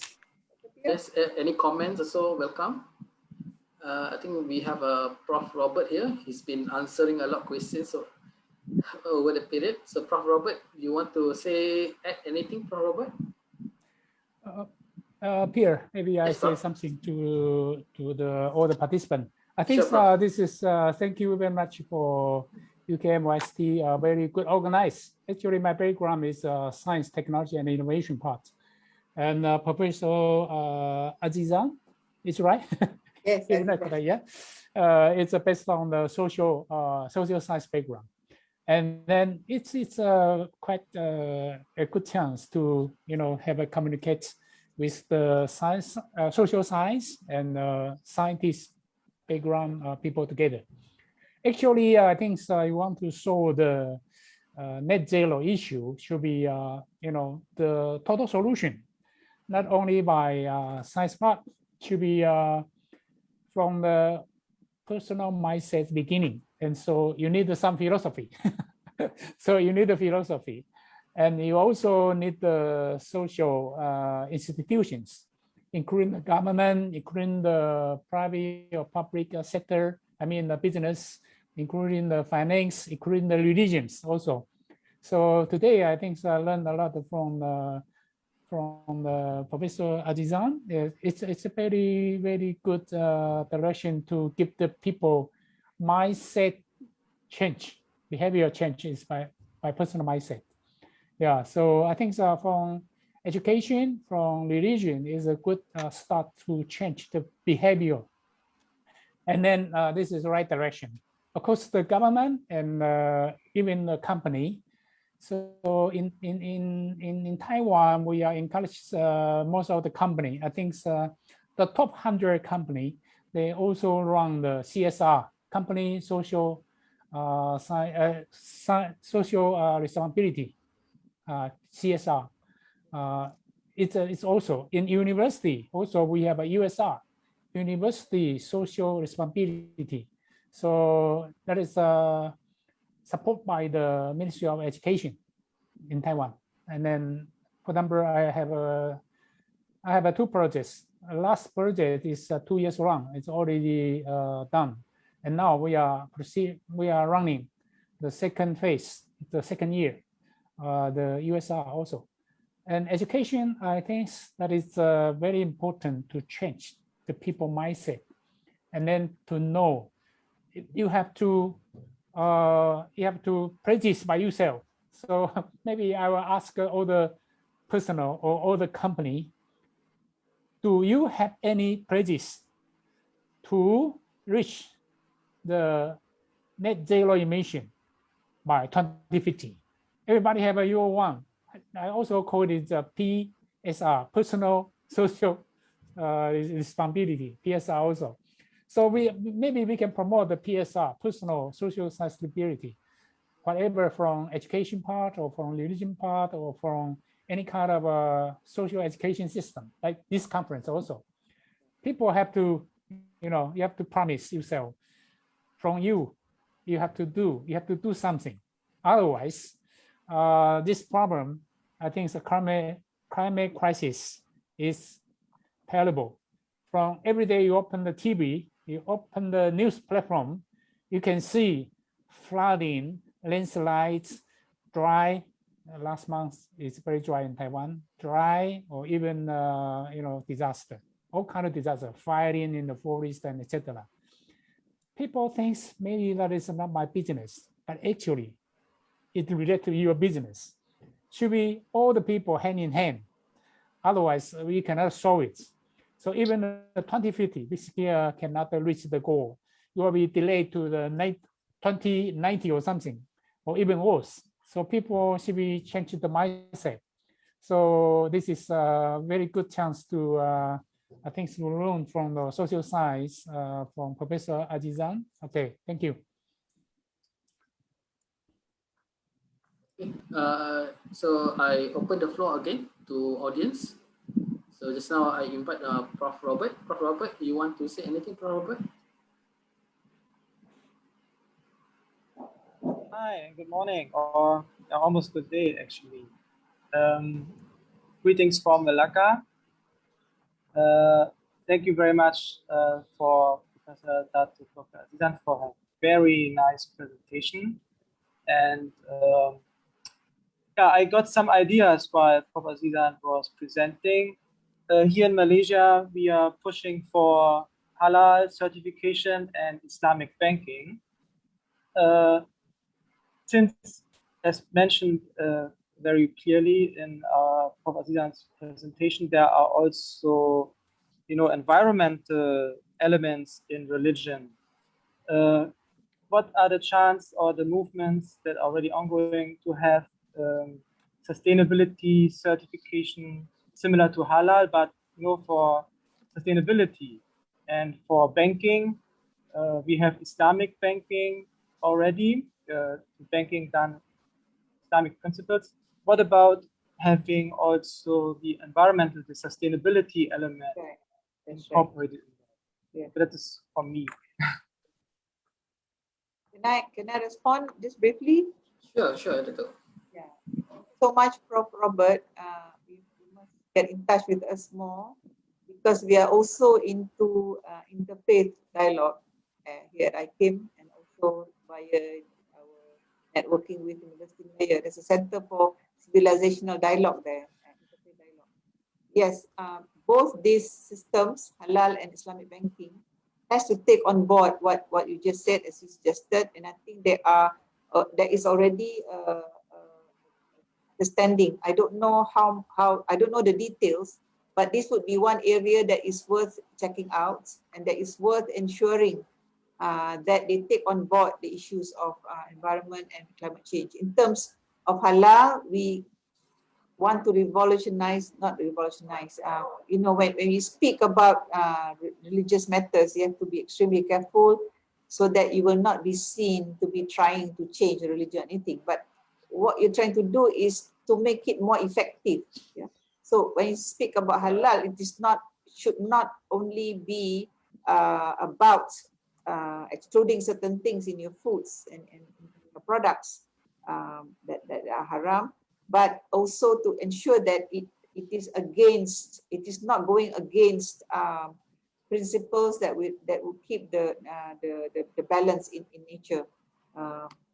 Islamic banking, there is a system called the mudarabah, where the bank and the person who actually puts his money in the bank have this relationship of trust, and they share the risks. But that system should also include the investments that is carried out should not go against principles that are against nature. You should not be investing in projects that actually, you know, wipe out forests, that endanger species. So yes, that's a very, very good suggestion. We are already working towards that in some of our research groups. And this is where we need to strengthen our ties with the religious institutions. We're trying to make sermons, for example, at the mosques, weekly sermons, to include some of these. And there is a move at JAKIM at the moment to sort of harmonize the Maqasid Sharia. Maqasid Sharia is the objectives of the religious law, to match it with SDG.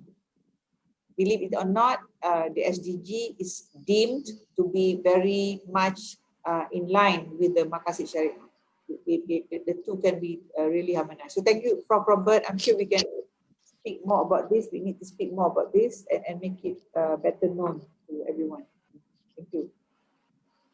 Thank you, Datuk. I think for the green material, they already have some international organizations. They give the certification also, and I think so everywhere in Japan, in USA, in Germany, they have some organization that give the green labels, like 3 leaf or 2 leaf or something like that. So that is already well known in international organization, and also it's recognized of all the markets. For example, some of the economics, they recognize this label, and then they have a they have some benefits, something like that. Especially, for example, in Taiwan, you got the green markets, and then the end user, the customer, maybe they prefer it. They can pay more money to buy this kind of green label products. That is for sustainability. And some of the company in Europe also, if you buy this product, they will give you a mark, green mark. And then if you buy one, they donate one money for the sustainability, grant, and then to encourage more people to do that. That is a well-known system around the world already. Okay. Okay. Thank you, Prof. Thank you, Dato'. Okay. There's a few more questions. Okay. One of the questions is, will the future of renewable energy be affected in a negative way due to COVID pandemic? Excuse me, could you louder? Will the future of RE, renewable energy, affected in a negative way due to pandemic? Green energy affect? Green energy, yeah, affected. How green energy is affected because of a pandemic? because I cannot. Pandemic, COVID, Prof. How COVID? Profit. Okay. Okay. The green energy, I think, you develop, most of the people develop green energy just for green energy. It's not right. You have to think about the environment cost and the social cost also. And so I think right now it's develop the green energy should be more widely defined. It's not the only, for example, you develop the solar PV, okay? And actually the solar PV panel, when you manufacture it, you already cost a lot of resource and a lot of energy. So the solar PV actually I'm not so preferred because they have after the use, you need to develop the new recycling process. Otherwise, they will impact to the environment also and impact to the something. So the solar PV, but according to my talk this morning, because that is from IEA, because now you want to promote the green energy, but the solar PV, the technology maturity is higher, so easy to to spend the green energy. But I don't think that is it's a good one. Actually, bioenergy is more potential because bioenergy, they also have a biological circular economy inside, and it's more it's more good to environment. But unfortunately, the bioenergy technology, the maturity is not good enough to scale up to large scale. And we also have to go back to the markets. The solar PV is well done because they developed more than 40 years. All the technology well done, and the company easy to adopt this technology to develop to the new markets, new industry, something like that, and then easy to get the benefits. Okay, so easy to develop up. Yeah, but now wind, I think maybe later. But for bioenergy, if you think about you want to develop bioenergy, you have to think the the raw material. Normally the raw material in the rural area, and then you collect it is not a good one. So should be on site and not a big scale. And the company maybe thinks it's not profit. But actually, you have to do that. You have to do that.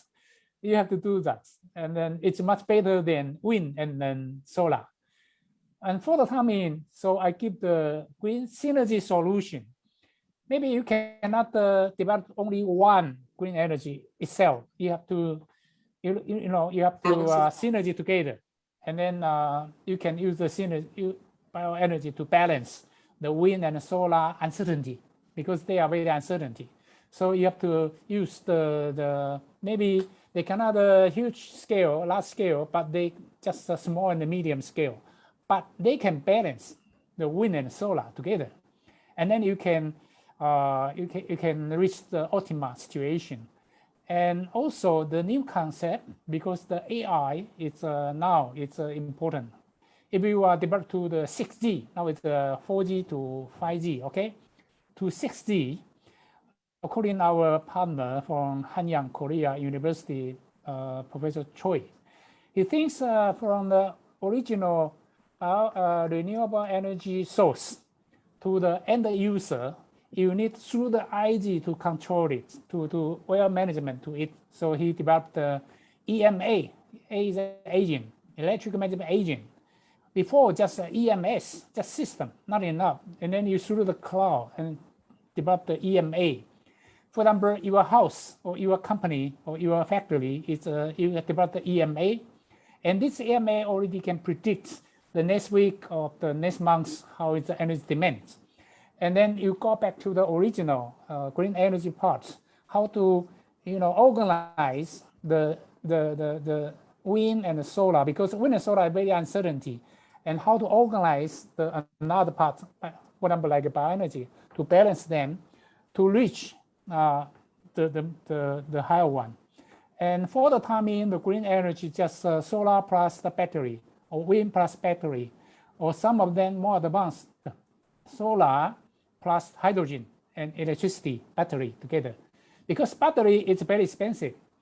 And now the biggest renewable energy company will be Tesla again, because now they build up more than 1 giga battery system for solar renewable energy together, and then with the battery and then supply them, because this is a new energy market. And then he already developed that, but battery expensive, and then solar and wind is very uncertainty. So my idea, we have to develop the synergy, not only technology with the green technology, also synergy with the environment, synergy with society, people to people, also to solve this problem. That is my concept. Okay. Okay, thank you, Prof. Okay, I think next question is more towards Datuk. How to integrate the sustainable development goals as a way of life? Okay. May I ask the person who is asking, is he belonging to some faith group? Her name is Nurul Huda.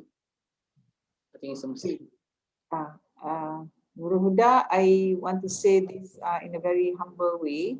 So, okay, regardless of whether, I'm sure we have, you and I, we have a kind of basic worldview that is influenced by our religious teaching.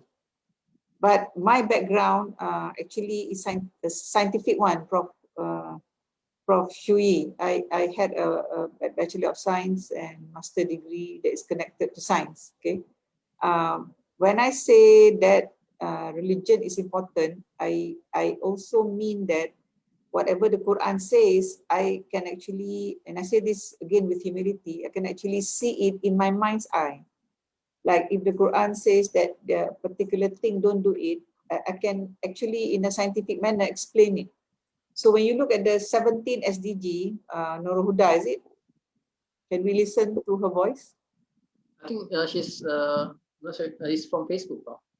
Okay, never. Yeah, it's okay. So you look at the 17 SDG goals. Just take water, for example, yeah? And then and the problems with water in the world today, and you link it to what the religion says about water. Certainly, they match.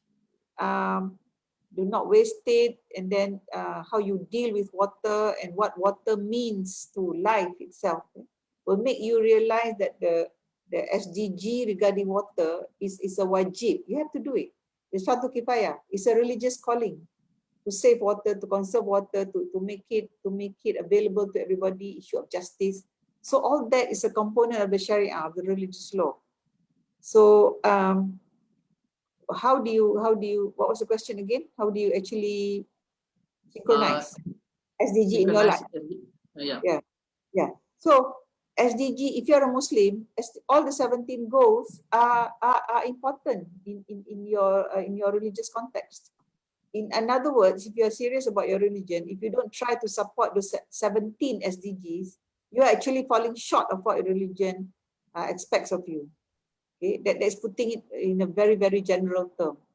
The objectives of the religious law is five objectives to sustain life, to sustain the akal, the brain, the mind, to sustain the progeny, to sustain wealth, to sustain the belief itself, the spiritual intelligence, to sustain all those 5 things, right?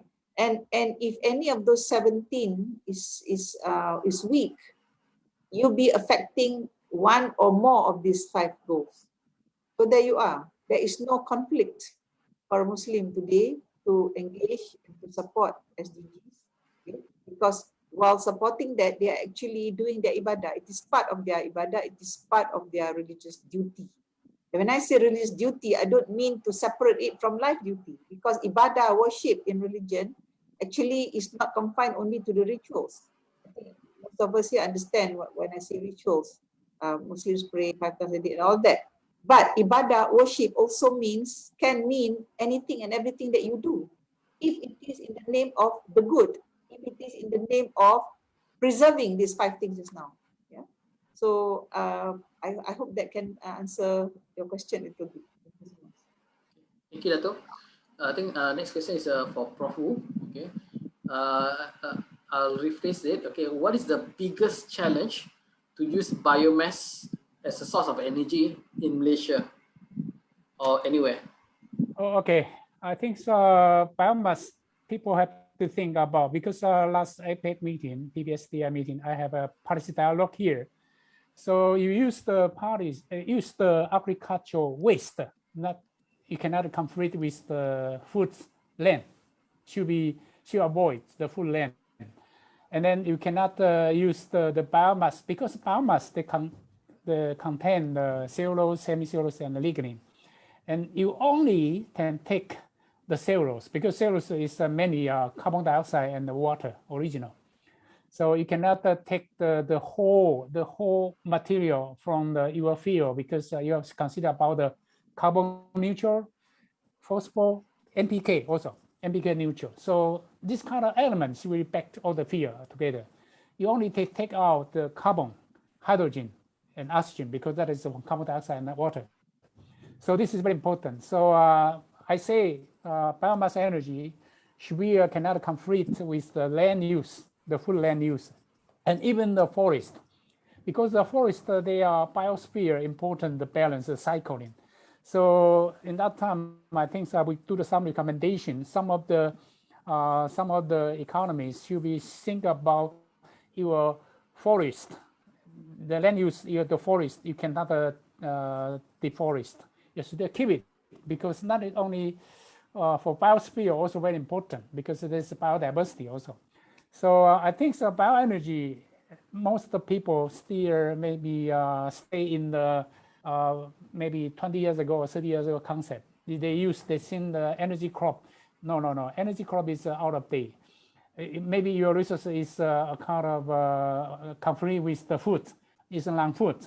Now the fourth generation of the bioenergy, your resource should be non-food, non-deforest. You only can take the agricultural waste, but only cellulose, something like that, or hemicellulose to out of your field. And then you should be follow the circular economy. That means the biological cost I showed this morning. That's it. So they are not conflicts. And through that kind of bioenergy, actually you create more job and more social benefit for the local people. Maybe not good for the big company, because I say that's on size and small scale.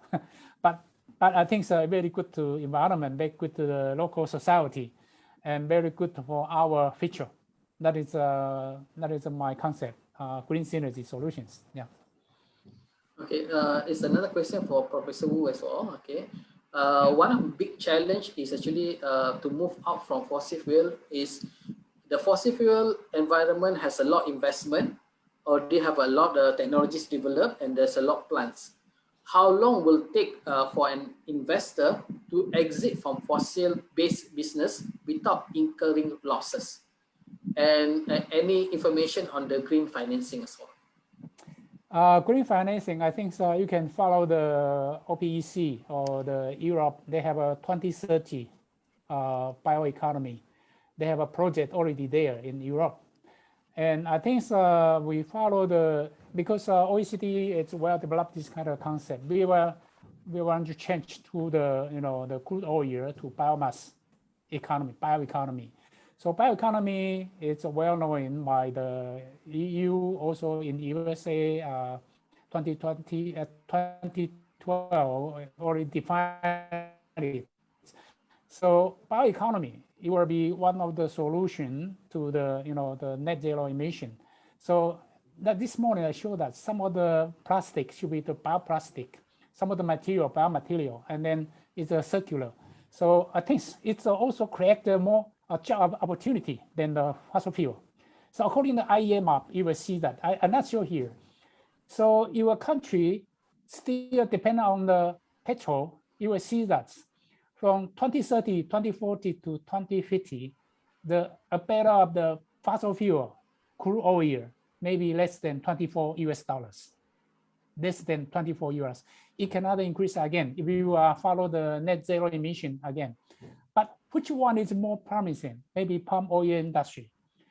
palm oil industry, that is a food, that is a biomass resource abundant for the new green energy source, and then for new biomaterial source.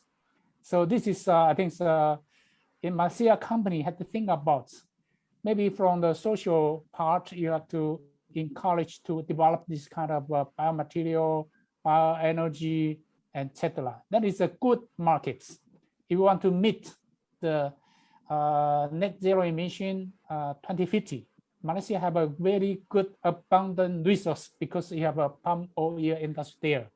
But you have to think about the environment impact, like the forest, like land use, etc. You have to cannot against the law of that. But according to you, for the time in the palm oil resource is good enough to develop the new zero net zero emission industry. You have a very good chance, promising then. That's my opinion. Okay. Okay. I think this question may be more suitable for Datuk. Okay. How do you see, okay, circular economy, technology, and consumer mindset play a role in sustainability?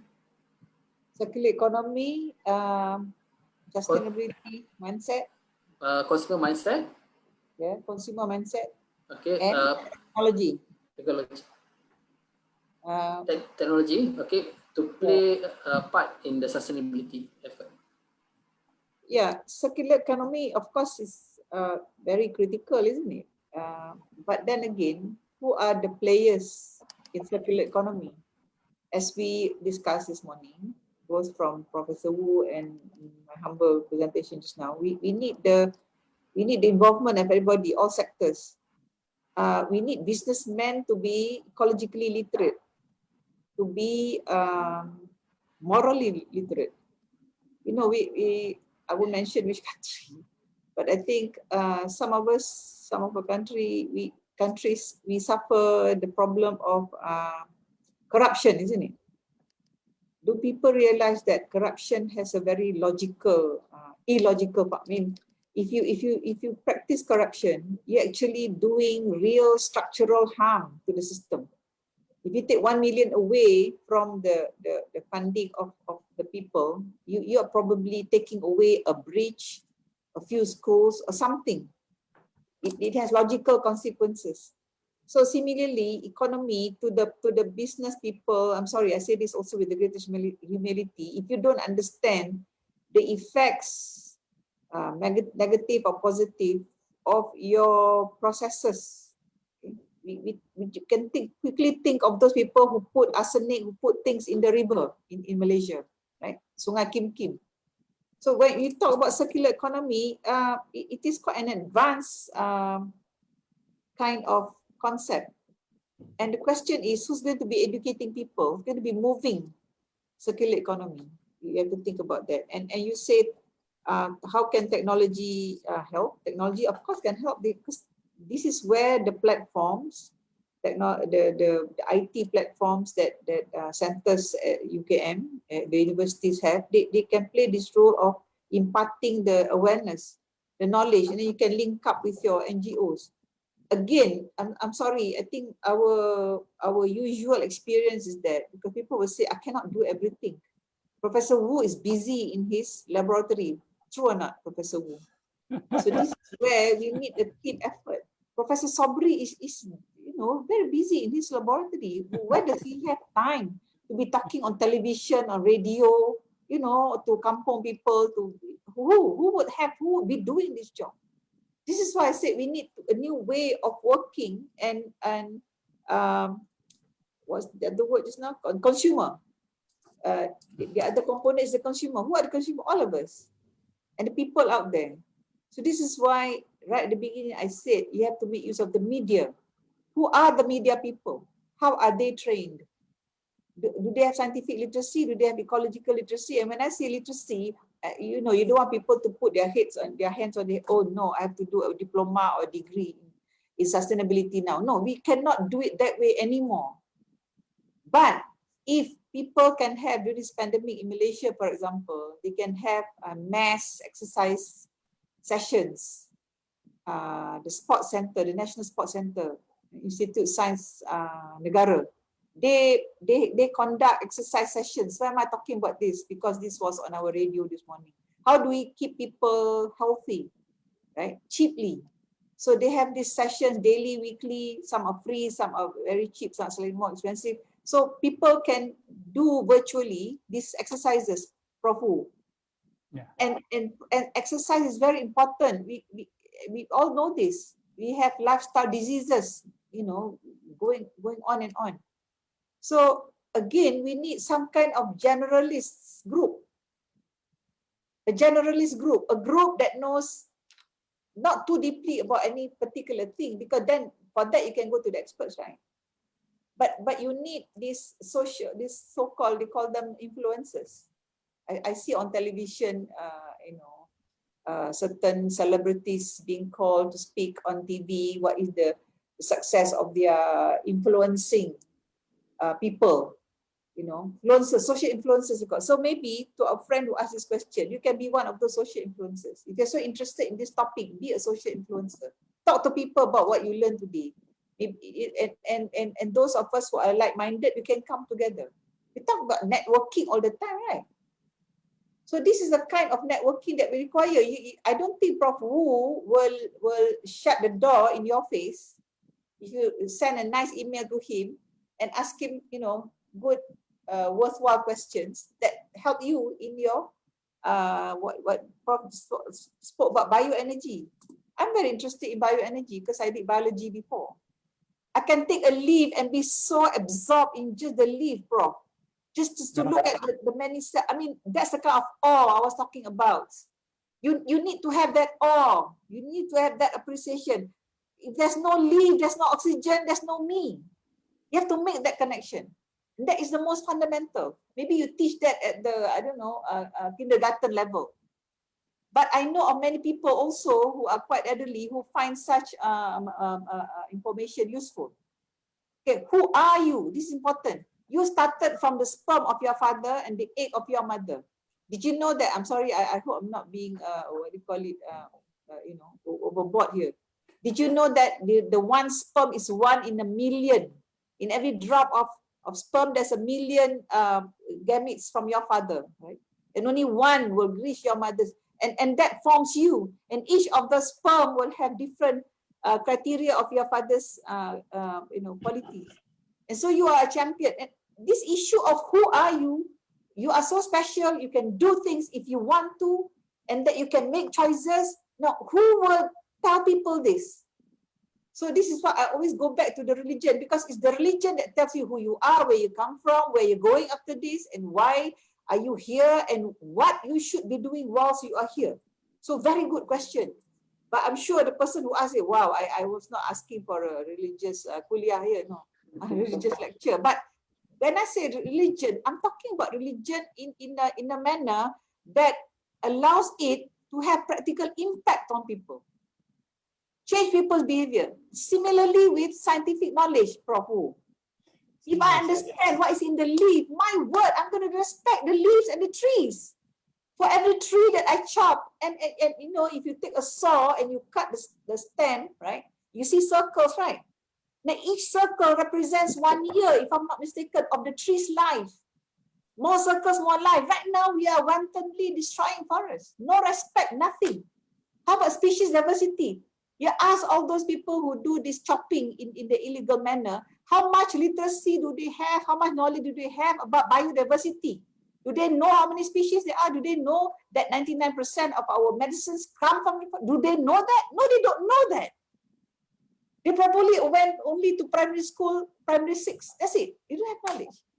So this is what I said just now. The onus is on the people who know, the onus is on the people who have the means to do this job. So I go back to that quotation, men are not born equal. Sorry, I had the opportunity to speak to the Swedish ambassador here. And he said, this is the national philosophy in Sweden. The rich people are taxed higher because there is a group of people who are not so. Excuse me, I have to read some water. There are some people in the society that are not as well endowed in terms of their thinking, in terms of their intelligence, everything. Again, and then the more clever people, the richer people say, well, why should we do that? Why should we do that? We are cleverer, we are stronger, that's why we get more. And this is exactly what religion tells you, that this is not true. What is given to you is an amanah. It's a trust. Okay, the more you have, it's a trust. What do you do with your knowledge? You're going to be asked later what you do with your knowledge. So I'm sorry, it has to go to this direction because everybody is at a loss as to how to make people morally responsible. What is the attraction? The humanists will say, because I love humanity, fine. If you can stick with that, fine. But there's so many out there, they need another reason. Why? So it's okay, it's still economics. I don't gain here, but I gain there. Everybody wants to go to what? Paradise. My Buddhist friends tell me that. My Christian friends tell me that. So why don't we work for that paradise, life forever and after, beginning here? Again, I'm going into a territory that may make some people uncomfortable. But this is the problem now. You take it all because it all ends here. And the logic is, if everything ends here, you want to take everything now. I want to enjoy it, but then what? Many people in many countries also commit suicide. Suicide rate is very high. If you read WHO reports, more and more people are wanting to kill themselves because they have this loss for the meaning of life. What is the meaning of life? This is where we need philosophy. It's not philosophy for more airy-fairy stuff. No, philosophy for living here and now. So I'll stop there, Dr. Pierre, for fear of being taken to the police station. No problem. Okay, I should give the short comment. I think this morning talk, I think education is much more important, most important than technology side, because education can change the personal mindset. And what is the simple things? Just everybody keep happy. You're happy, but not the waste of the resource around the planet. That's it. Thank you. Yeah, you want to be happy, correct. Yeah, Totally happy. agree. Everybody's really happy. To be at peace, Prof. Happiness is to be at peace. Again, to define what is happiness. Yeah. Okay, actually there's more questions. Okay, but I think I'll shoot one more question as the last question. I think it's relevant. Okay, what is the panel opinion about the gap between the strategic level and the operation level to integrate sustainability practice in industry and our life? I already said that it's education is important. For example, in here, every summer or every winter, we have the primary school or even the high school student camp to teaching how to the sustainability program. And during the city government, we run the community program also. And I say we have a USR. We also go to the village and then the practical real things. For example, last time I showed the tree farm and the animal farm how to synergize together. We also do that. Education is important. In Feng Chia University, we also go to some rural area in Cambodia or somewhere, and we build up the book house, small book house for local village, and teaching them. Education is very important. So you see that 2050, the most population will be from Africa. So I think all the religion, all the educational, you have to pay attention to that. Otherwise, in our area, we have a clear concept and do that. But you have to think about some of the areas still need to have to education them. That is very important. You have to spread the knowledge. So the media, all kind of things, we have to spread our concept to all of them. I suppose all the participants today, they already know, but how to disseminate this kind of concept to everybody, to the family, to their generation, next generation. It is very important. I totally agree with Professor Wu. In Islam, knowledge is everything. It's difficult to build your faith if you don't have knowledge. You have to have knowledge. And knowledge is synonymous with light. If there's no knowledge, there's no light, there'll be darkness. If you're in the dark, you can't go anywhere, you can't do anything. So knowledge is a wajib, it's a must. So every religious person needs to have knowledge. And in this context, knowledge about climate change, about sustainable development, about nature. It can be at the most basic, can be most complicated, up to you.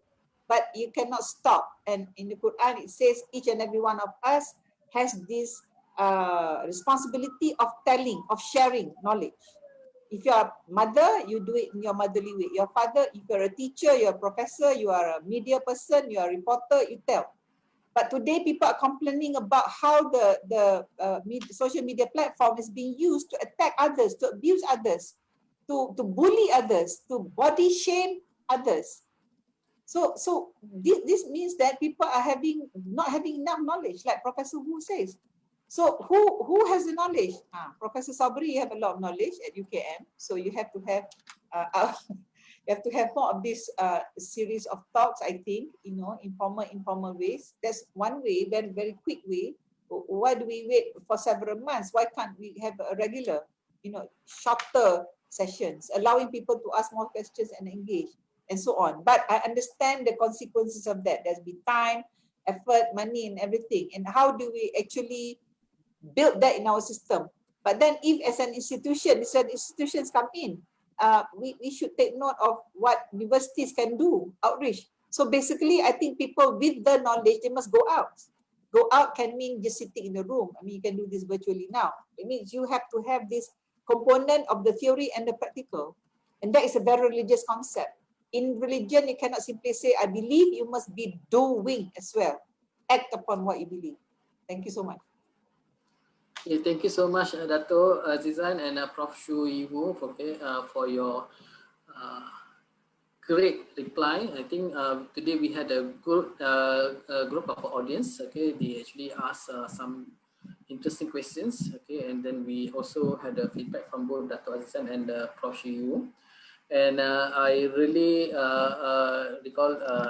agree with what Dato Azizan said. Okay, both religion and science must go in hand in hand to actually support the sustainability effort. So that's why we actually today we invite Prof. Shu-Yii Wu to represent science and Dato Azizan to represent the religion side of our daily life. Okay. So before I end, okay, I would like also to remind, okay, all our participants, okay, we are having a few more events, upcoming events, okay, in coming months, okay.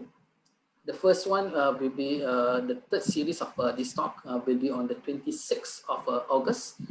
And we will disseminate the information, okay, to all the participants here, and also we will share our information on our Facebook. We are also organizing a conference, okay, called ABBS, Asia Biohydrogen Biorefining Symposium, at the end of the year. Okay, so I welcome everyone to participate in the conference. And also we have a competition we call a Sustainability Challenge, okay, which is open for all the high school students, what we call also postgraduate and also undergraduate. Okay, you can get more information from our Facebook as well. Okay, and before I end this session, okay, I would like to invite all the participants to switch on the camera. Okay, so we will try to take a group photo. Okay, so please, everyone.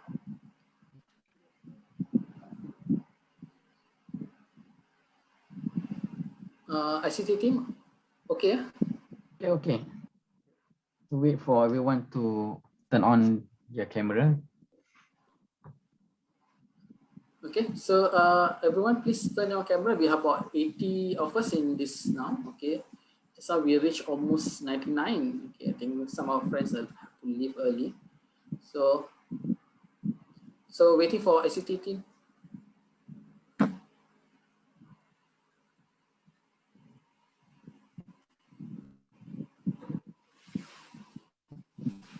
Cik Azizan, okay ya?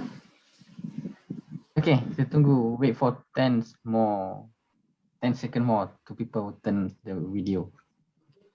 So ladies, audience. Yeah. Hello, everyone. Yeah. Thank you to all the participants here. So I think we have a quite number. You see Prof. Dato Ali Hassan also is here. Prof. Miani also from UM is here.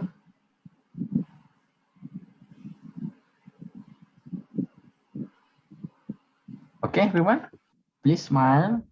Okay, 1, 2, 3. Kiwi. Okay.